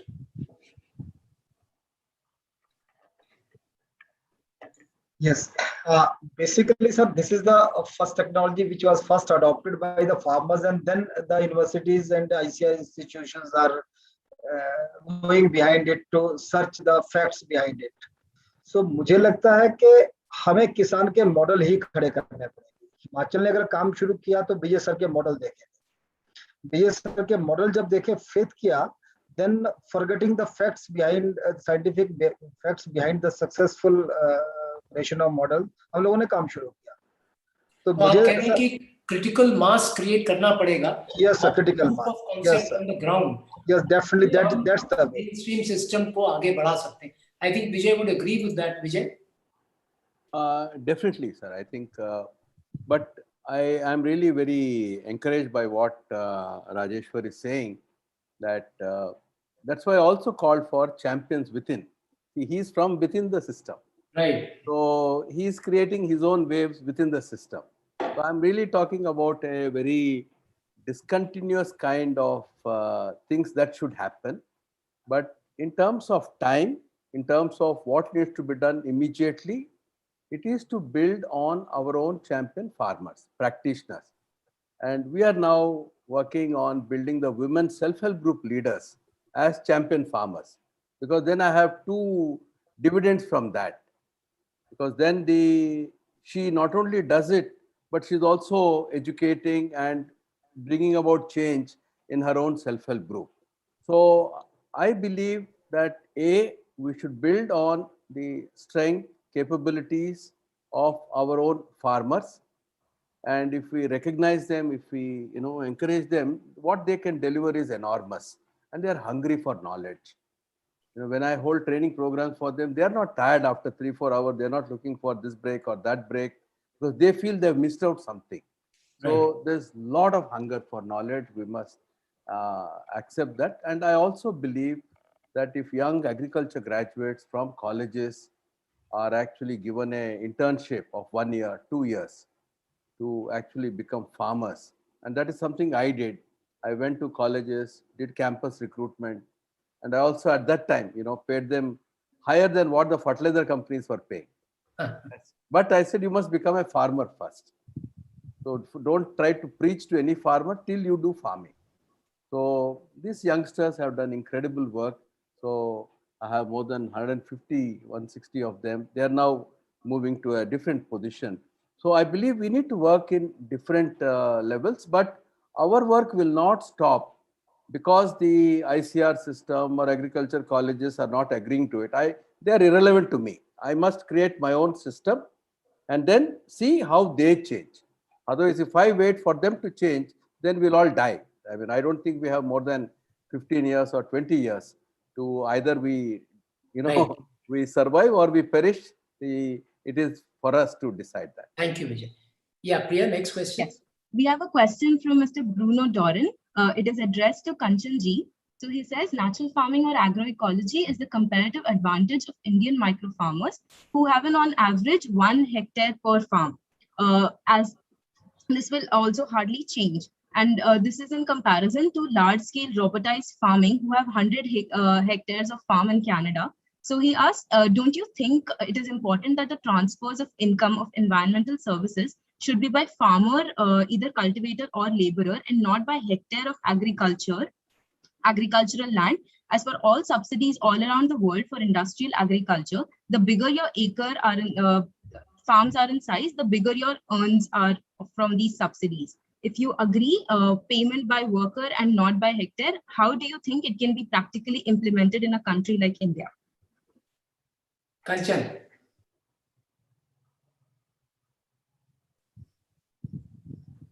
Kanchan, I think you are muted. Yeah, I can. You can hear me now. Yes. There are several challenges there.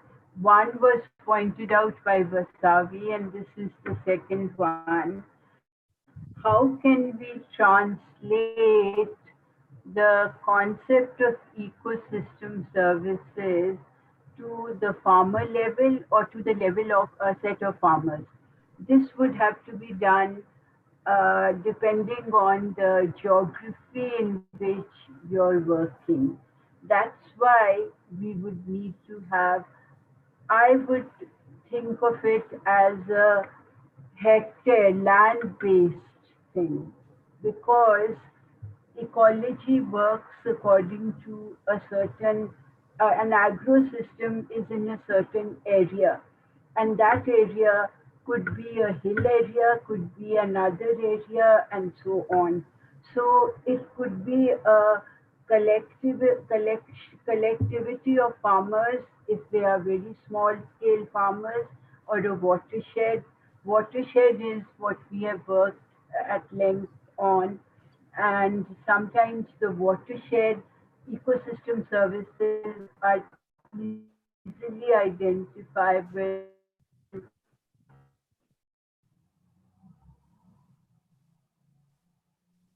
I at think the micro watershed or watershed level. But then you have to approach. I agree that all this involves more thinking, but we can go ahead with that. I still would say my first response is land as the basis, watershed as the basis for determining ecosystem service based incentives. thank you. Priya?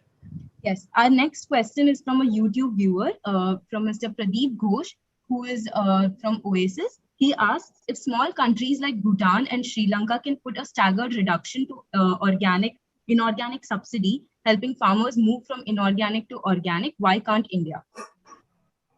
Richa, you want to take that?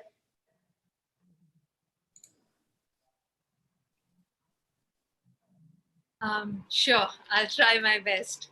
I think one of the issues that is facing our policymakers is this inertia as well as momentum of policies that have been set 40 years back, 50 years back under the Green Revolution.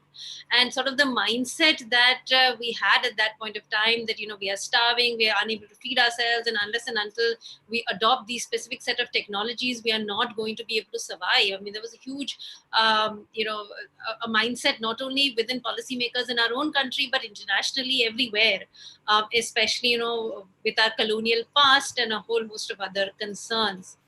And so I think we are still sort of living with that.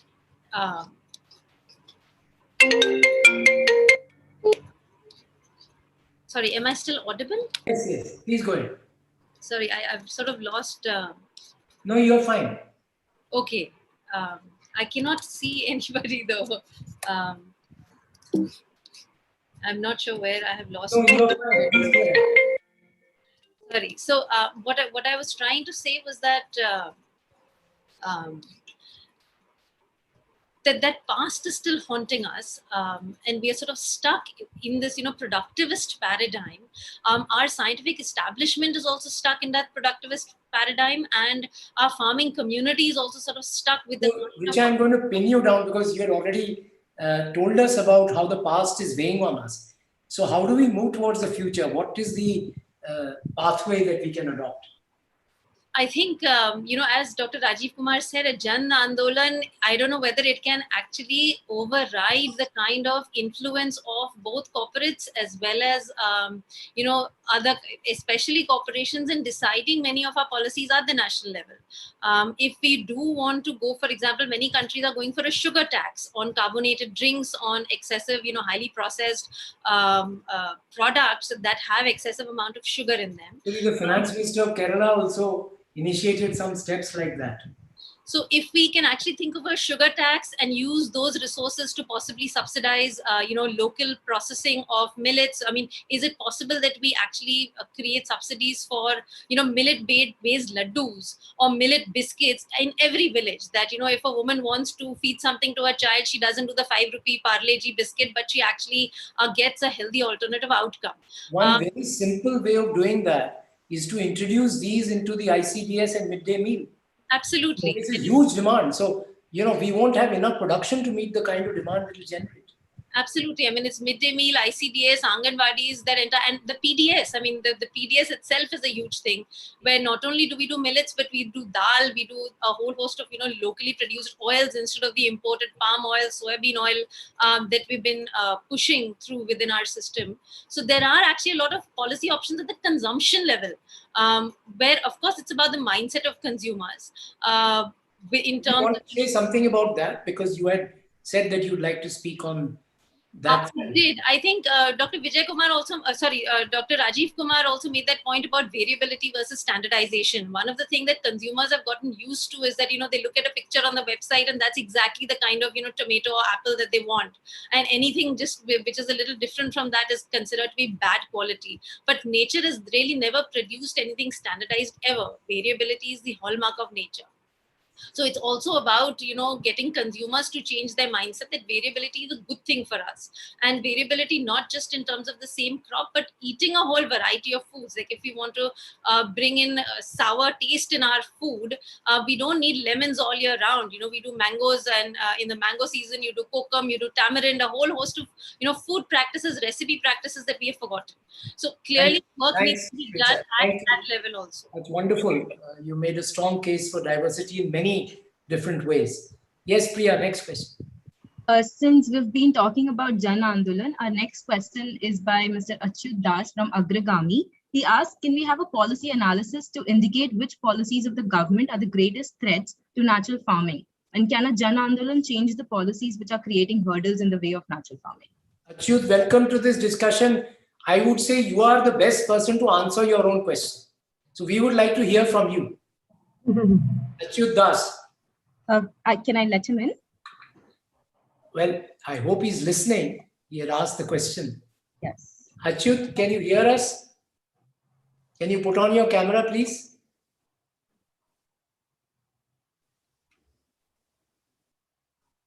He will be rejoining just now as a panelist and he'll come in. Okay. Yeah, he has to. Can you hear me? Yes, Achyut, please go ahead.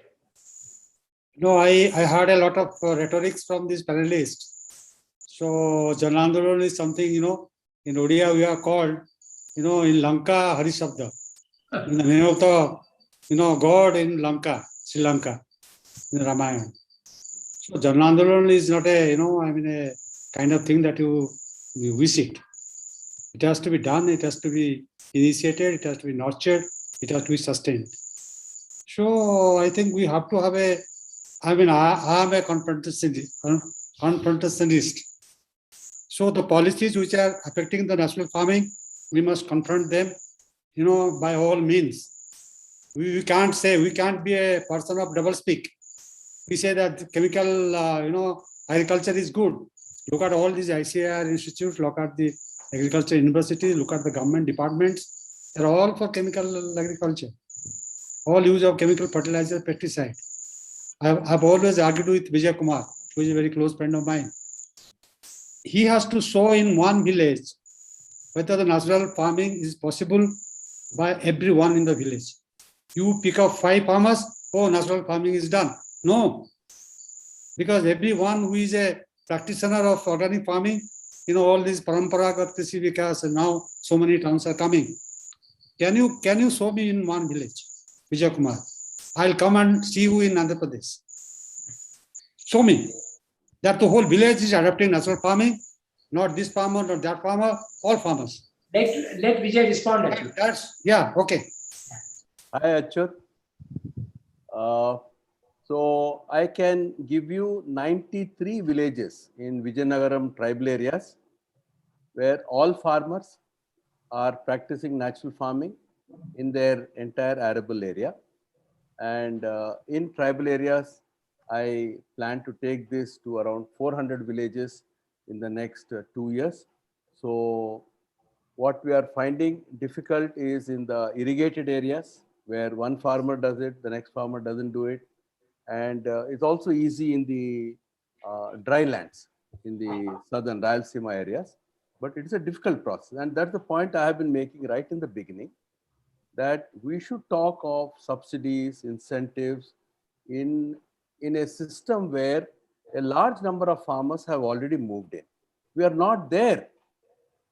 We are in the initial phases in the entire country. So that's what I've been saying repeatedly. There is nothing stopping us from doing this work. There are enough, schemes, enough programs. What is missing is precisely the point Achyut is saying, that we have to show this on ground. If you don't do it, suddenly you change the procurement policy and there are no millets produced. What do you do? So let us have a calibrated approach. What is required to grow this movement? And I mentioned at least 10% farmers as a turning point, maybe 5%, doesn't matter, because now it's less than 1%. So what is the point in talking about all these great transfers if there are not enough number of farmers? Next 5 years has to be in at least creating this critical mass, 5%, 10%. So, Achyut, What whichever policies is are now required? to these 93 villages, Sir. you can pick and choose a time of your, Yeah, I'll be happy to take him along. yes. But I just want to make one point that Yeah. we are really forgetting the most important task is the transformation. That incubation, that effort, the kind of single-minded dedication with which Chandel has been doing this work, a lot of people are doing on the ground. So how do you make this? And again, same point Achyut is making. So there has to be a set of policies which enable transformation to happen. The another part is to reward farmers post this transformation. The third phase is how do you sustain it? And that's where the education system, a lot of other things come in. So we should not be talking about, subsidizing when the production is not enough. So I think we should be very careful in that. Right now, there is nothing stopping us from doing it. States have enough resources. It's a question of tweaking the programs. I didn't require any change in my state. I have not given any incentives. I have not given any subsidies. We have not promised anything. Still work is happening. So I think I would really emphasize this point. There's nothing stopping us from doing it except our own mindset, except the fact it's very hard work, it's a very painful work. So I believe that we must recognize this as an important phase. Thank you. Priya? Thank you. Can I come in for a minute, just half a minute? Sure, Can I come in for half Yes, a ma'am. minute? Yes, please. All I would like to say is, while I agree with Vijay Kumar, but suppose 5% or 10% of the farmers who have adopted natural farming, they get a certain return for it in money terms, in terms of some kind of transfers. It will help the transformation it will help the transformation. That's all I wish to submit, because I believe in a bottom-up and a top-down model. Both of these, a policy that helps to carry the hard work forward.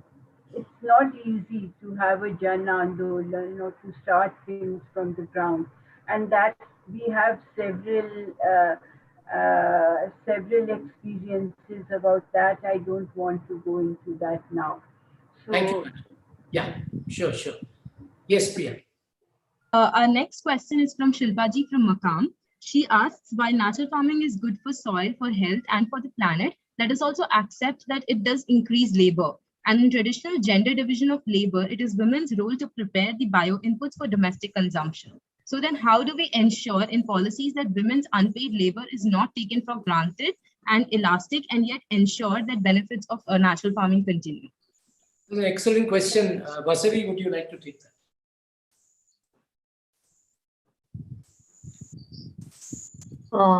Yes, I'll try to answer this.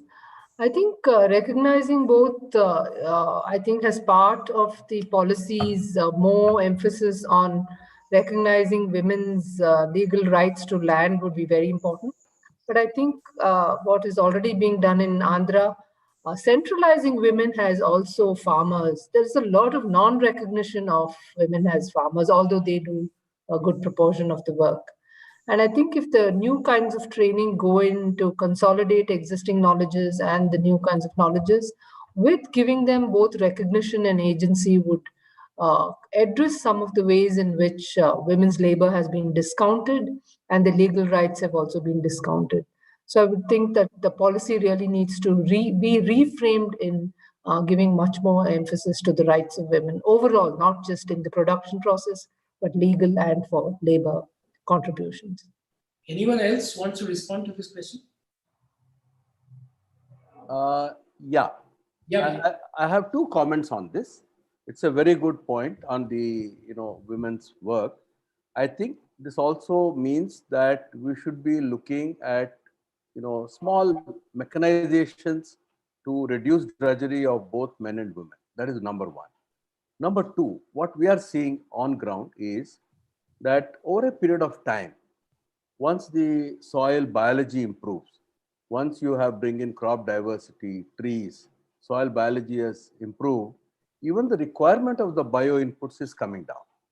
So it's again, even this is a matter of the natural transition. system to restore by themselves. Yes, in the short run, medium term, we need to have mechanisms for reducing drudgery. But I must also say the kind of comments that the women have made to me, they were saying that, look, now we know that we are able to make these inputs ourselves. Previously, we used to give the money to our husbands and they would go to the market and buy chemicals, and in addition to chemicals, some other chemicals also. But now we have saved money and we are doing it ourselves. So I think we need to see both how they perceive it, and why they are willingly doing it. I'd like to highlight one of the initiatives that the coalition has put forward, that is of the bioresource centers. I don't know how many members are aware, but soon we will be facing a shortage of these bio inputs that are required for different forms of natural farming. So a lot of these bioresource centers are collectives initiated by women's self-help groups, which become the source of livelihoods for them and also becomes a source of inputs for the farmers who require those inputs in their areas. So I think that could create a win-win. It would reduce the drudgery on individual farmers. At the same time, there could be micro enterprises set up which would be providing these inputs to farmers in their area. So I think that these are the ways in which we could overcome some of these constraints. Priya, next question. Yes. Our next question is from... Please go ahead. Please go ahead. Yeah. Our next question is from Nafisa Ben, who's from WGWLO. She asks, why don't we advocate for doing away with fertilizer and electricity subsidies, which will create level playing field for natural farmers? The money thus saved can be used in many useful ways. Nafisa Ben, that's a perspective a lot of people articulate, but as Dr. Rajiv Kumar had said, this could be extremely unpopular with farmers.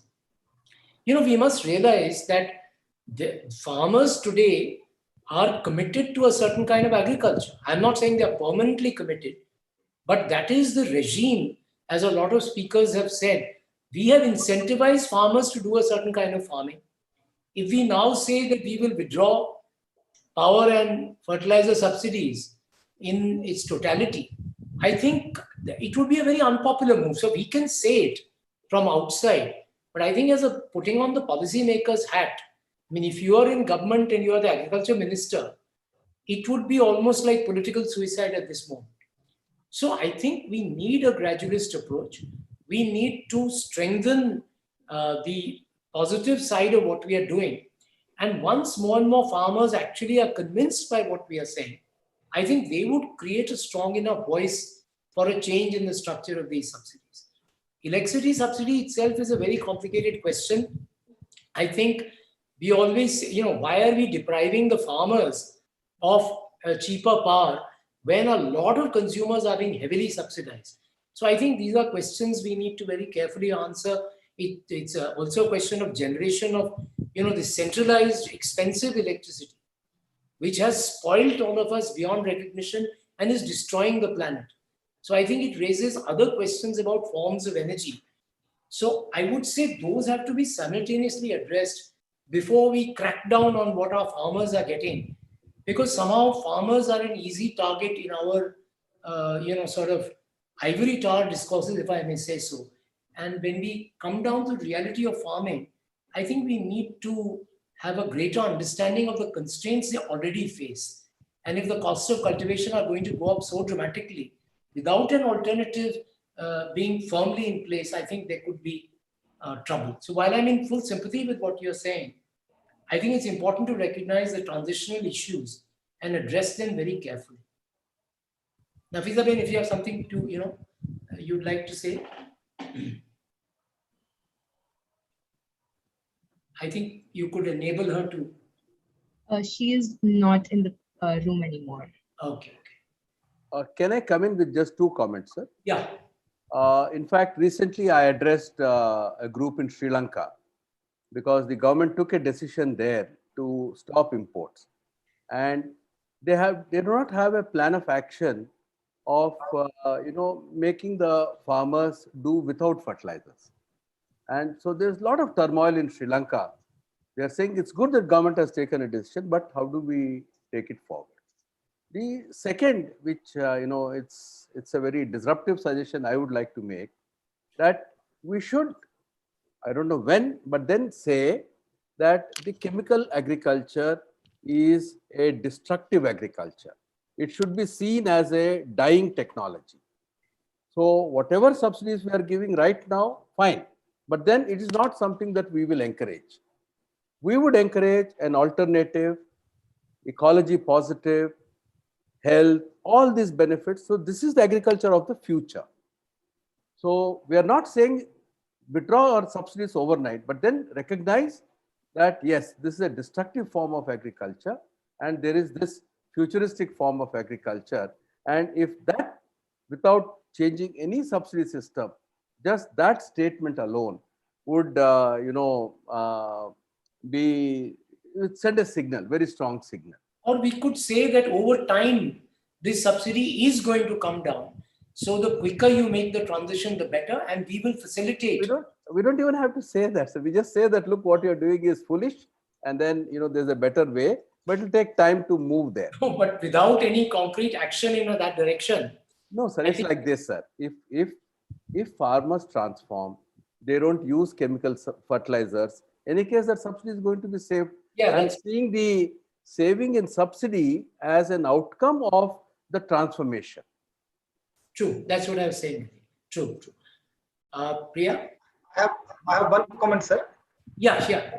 I am of the idea that why to enforce that, yes, this has to be done. Let's allow the farmers to compare. They have been doing it here. Our apple orchards were tired of the pesticides. They have been spending over 1 lakh per acre. Right. So this as a better option. So let's allow the farmers to decide which is the better, which is the future. So I think then we will not be confronting with the others to just create another movement against the natural farming practices. That's true. Okay. So do we have time for more questions? We'll just take one last question, sir. Okay. It is from Mr. Pramil Gupta. He says the idea of natural farming as a people's movement is fantastic, but how do we engage and motivate young farmers and enablers? So anyone would like to take up the question? Yes. You send them to Himachal. Invite all youngsters who wish to see how our young farmers, they are doing natural farming as a smart farming. So Himachal would welcome all those youngsters. In our case also, we are seeing the young people are more inclined towards natural farming. In fact, just half a minute, I went to a village yesterday. I met a person who's done his MBA, and he moved into farming because of his daughter's health. He said he could not get treatment. He went to CMC Vellore. He went to all kinds of hospitals. And he brought his daughter along. I was very surprised that, she had come for a meeting. But then he told me that I brought my daughter along just to tell you that I took up farming only for her sake. And I was touched. So the young people, young, middle-aged, they're also seeing that they have both a health concern and environmental concern. And the way the protocols that the farmers have evolved, we have evolved, is making them earn more money in natural farming. My own vision is that young people in villages should earn more from natural farming than they would earn from going to the cities. To me, that is the, so that there is no distress migration. There can still be aspirational migration. We are all aspirational migrants. But I feel that we have a pathway for showing that we can have decent, good incomes through natural farming in the villages. Thank you, Vijay. And I really want to thank the panelists and also the audience for this wonderful session. I'm sure that we would come out with a document which summarizes the insights. I'd also request all the panelists and the audience to share their inputs in writing so that we could come up with a coherent and strong document. We could also take up Dr. Rajiv Kumar's extremely invaluable suggestions about how the dialogue can be fostered further and really take forward the movement. He has called for a Jan Andolan. Actually, everybody in government these days, in water also, is calling for a Jan Andolan. So let's take them on their proposition, because Jan Andolans otherwise are not very popular these days. But let's try and say that, look, this is something which the government itself is very keen on, because they believe that policy change should be fueled by a democratic bottom-up process, which we strongly believe is the best way of bringing about change. And we would look forward to government as a strong partner in enabling and facilitating these Jan Andolans and taking a positive view towards Jan Andolans, so that this can really become a reality in the years to come. Please don't go away. There are some important announcements that the team wants to make. So once also, again, Nafisa Bain is here. She would like to speak for a couple of minutes, I guess. Nafisa Bain, please. Meerbai, can I just okay. Yes, take yes, just few minutes. This is again, my point on subsidy, and I'm not really. My question was not so much about cutting down electricity and things like that. My thing was, if we look at the subsidy from a rights perspective, and especially, I mean, even Shilpa raised that point about how do you compensate women's labor. And when you're talking about a change, you require a balancing act, because we need to understand that when we are talking about a family, there's a man in the family, there's a woman in the family. Women are the ones, I mean, most of us know, I'm not saying all, but most of us know that women are the ones who really want to go towards natural farming, but they do have problem. They face problem from the men folk generally. I'm saying generally from the family. So there has to be some kind of a balancing act. So this subsidy to me is like a leverage for those women to be able to go towards natural farming. And this is again from our experience of WGWLO, Utthan, and I think that one has seen many other cases. Of a positive incentive. Positive incentive, exactly. Kanchan was talking about earlier. Right. Yeah. So, I think that we need to, because, in water, made by, that Robert Chambers, and they were always saying that why subsidy and all that. And some of our women said that it is not about whether you need subsidy or dignity. It is our right.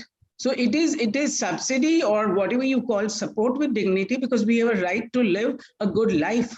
And it is about a good quality of life that we are talking about. So thank you. I mean, I just wanted to. No, thank you very much for that. Yeah. Thank you, Nafisa Bain.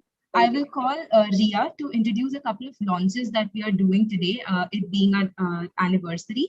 Ria, can you please take over? Yes. Thank you, everyone. Thank you so much for the valuable comments and the session that you've heard until now. And thank you, everyone, for staying on after the 2 hours of session. We would like to highlight that the coalition, with the support of all the partners and the members, and under the guidance and leadership of the steering committee, have been carrying out certain activities, and we take this opportunity after the 1 year to launch some of these activities over these coming events. The one of the 2 things that we would like to launch today is something that is inspired from what Vijay sir has said, and also what Rajiv sir mentioned, is the Champion Farmers Initiative. So, yes. So we have begun documenting the stories of champion farmers, a farmer who has been practicing agroecology-based farming for at least 4 seasons. We consider them as champion farmer. We believe that these farmers need to be celebrated and encouraged so that they become inspiration to each one of us. And we hope that through these stories that we want to share it across the world, across all platforms, we hope that they can influence policies and research agenda for agroecology. At the same time, we hope that these farmers can tomorrow become trainers in themselves, trainers and resource persons in themselves, so that people around can go learn from them. So this is one of the initiatives that we have begun. I would like to now hand it over to Priya, who would let us know about the next initiative. Thank you.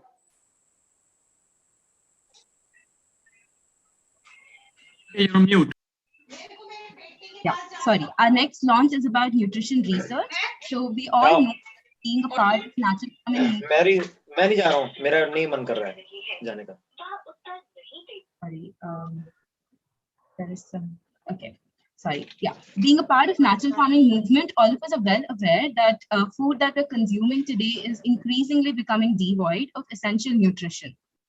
This has been posing many health and dietary issues, and it has been leading to national crisis of malnutrition, hidden hunger, and diabetes also. The consumption, even though all of us know a lot about the benefits of consuming naturally farmed food, is still limited, and it is estimated at less than 4%.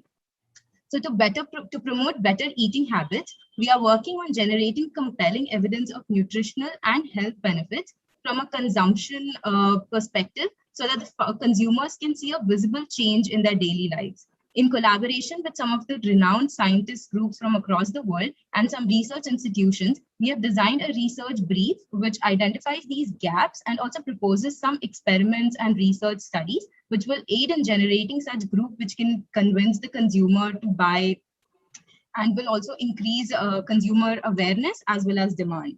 So here is a nutrition paper that we had written, which highlights some of these benefits that are important for our body. And we have also created a research brief, which highlights how we can take this forward in phase 1 and phase 2, and will be launched out very soon. We also call upon all the people here to collaborate with us in whatever way possible.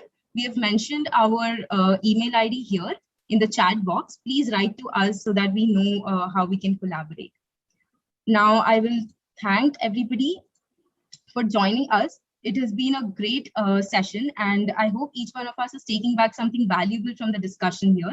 As the coalition turns one, we applaud all our partners for owning this network and advancing the agenda of natural farming from all across the country on various fronts. We also thank all our wonderful panelists for this great session here, and we look forward to some truly transformational policy changes which can catalyze natural farming in the country. We are very grateful to our steering committee and our advisors for their continued support and guidance. Also, a reminder for our next event, which is on the 16th. It talks about the role of philanthropy and funding in scaling natural farming. For this session, we have called upon the donor and the philanthropy groups from all across the world who will talk about actions that can be forged with the CSO partners and how natural farming can be scaled up. So we all look forward to having you at our next session as well. Thank you so much. Dr. Shah, if you would like to have any closing comments. No, I think we have all spoken a lot and you've thanked everybody. So I think I'll just reiterate that I would request all the panelists and the audience to come back to us with their inputs in writing so that we can come out with a good document which we can share in particular with the Niti Aayog and other stakeholders in the policy space. Thank you very much, everyone. Thank you. Thank you so much, all of you. Thank you. Bye. Bye. Good night and have a great weekend. Thank you very much and bye.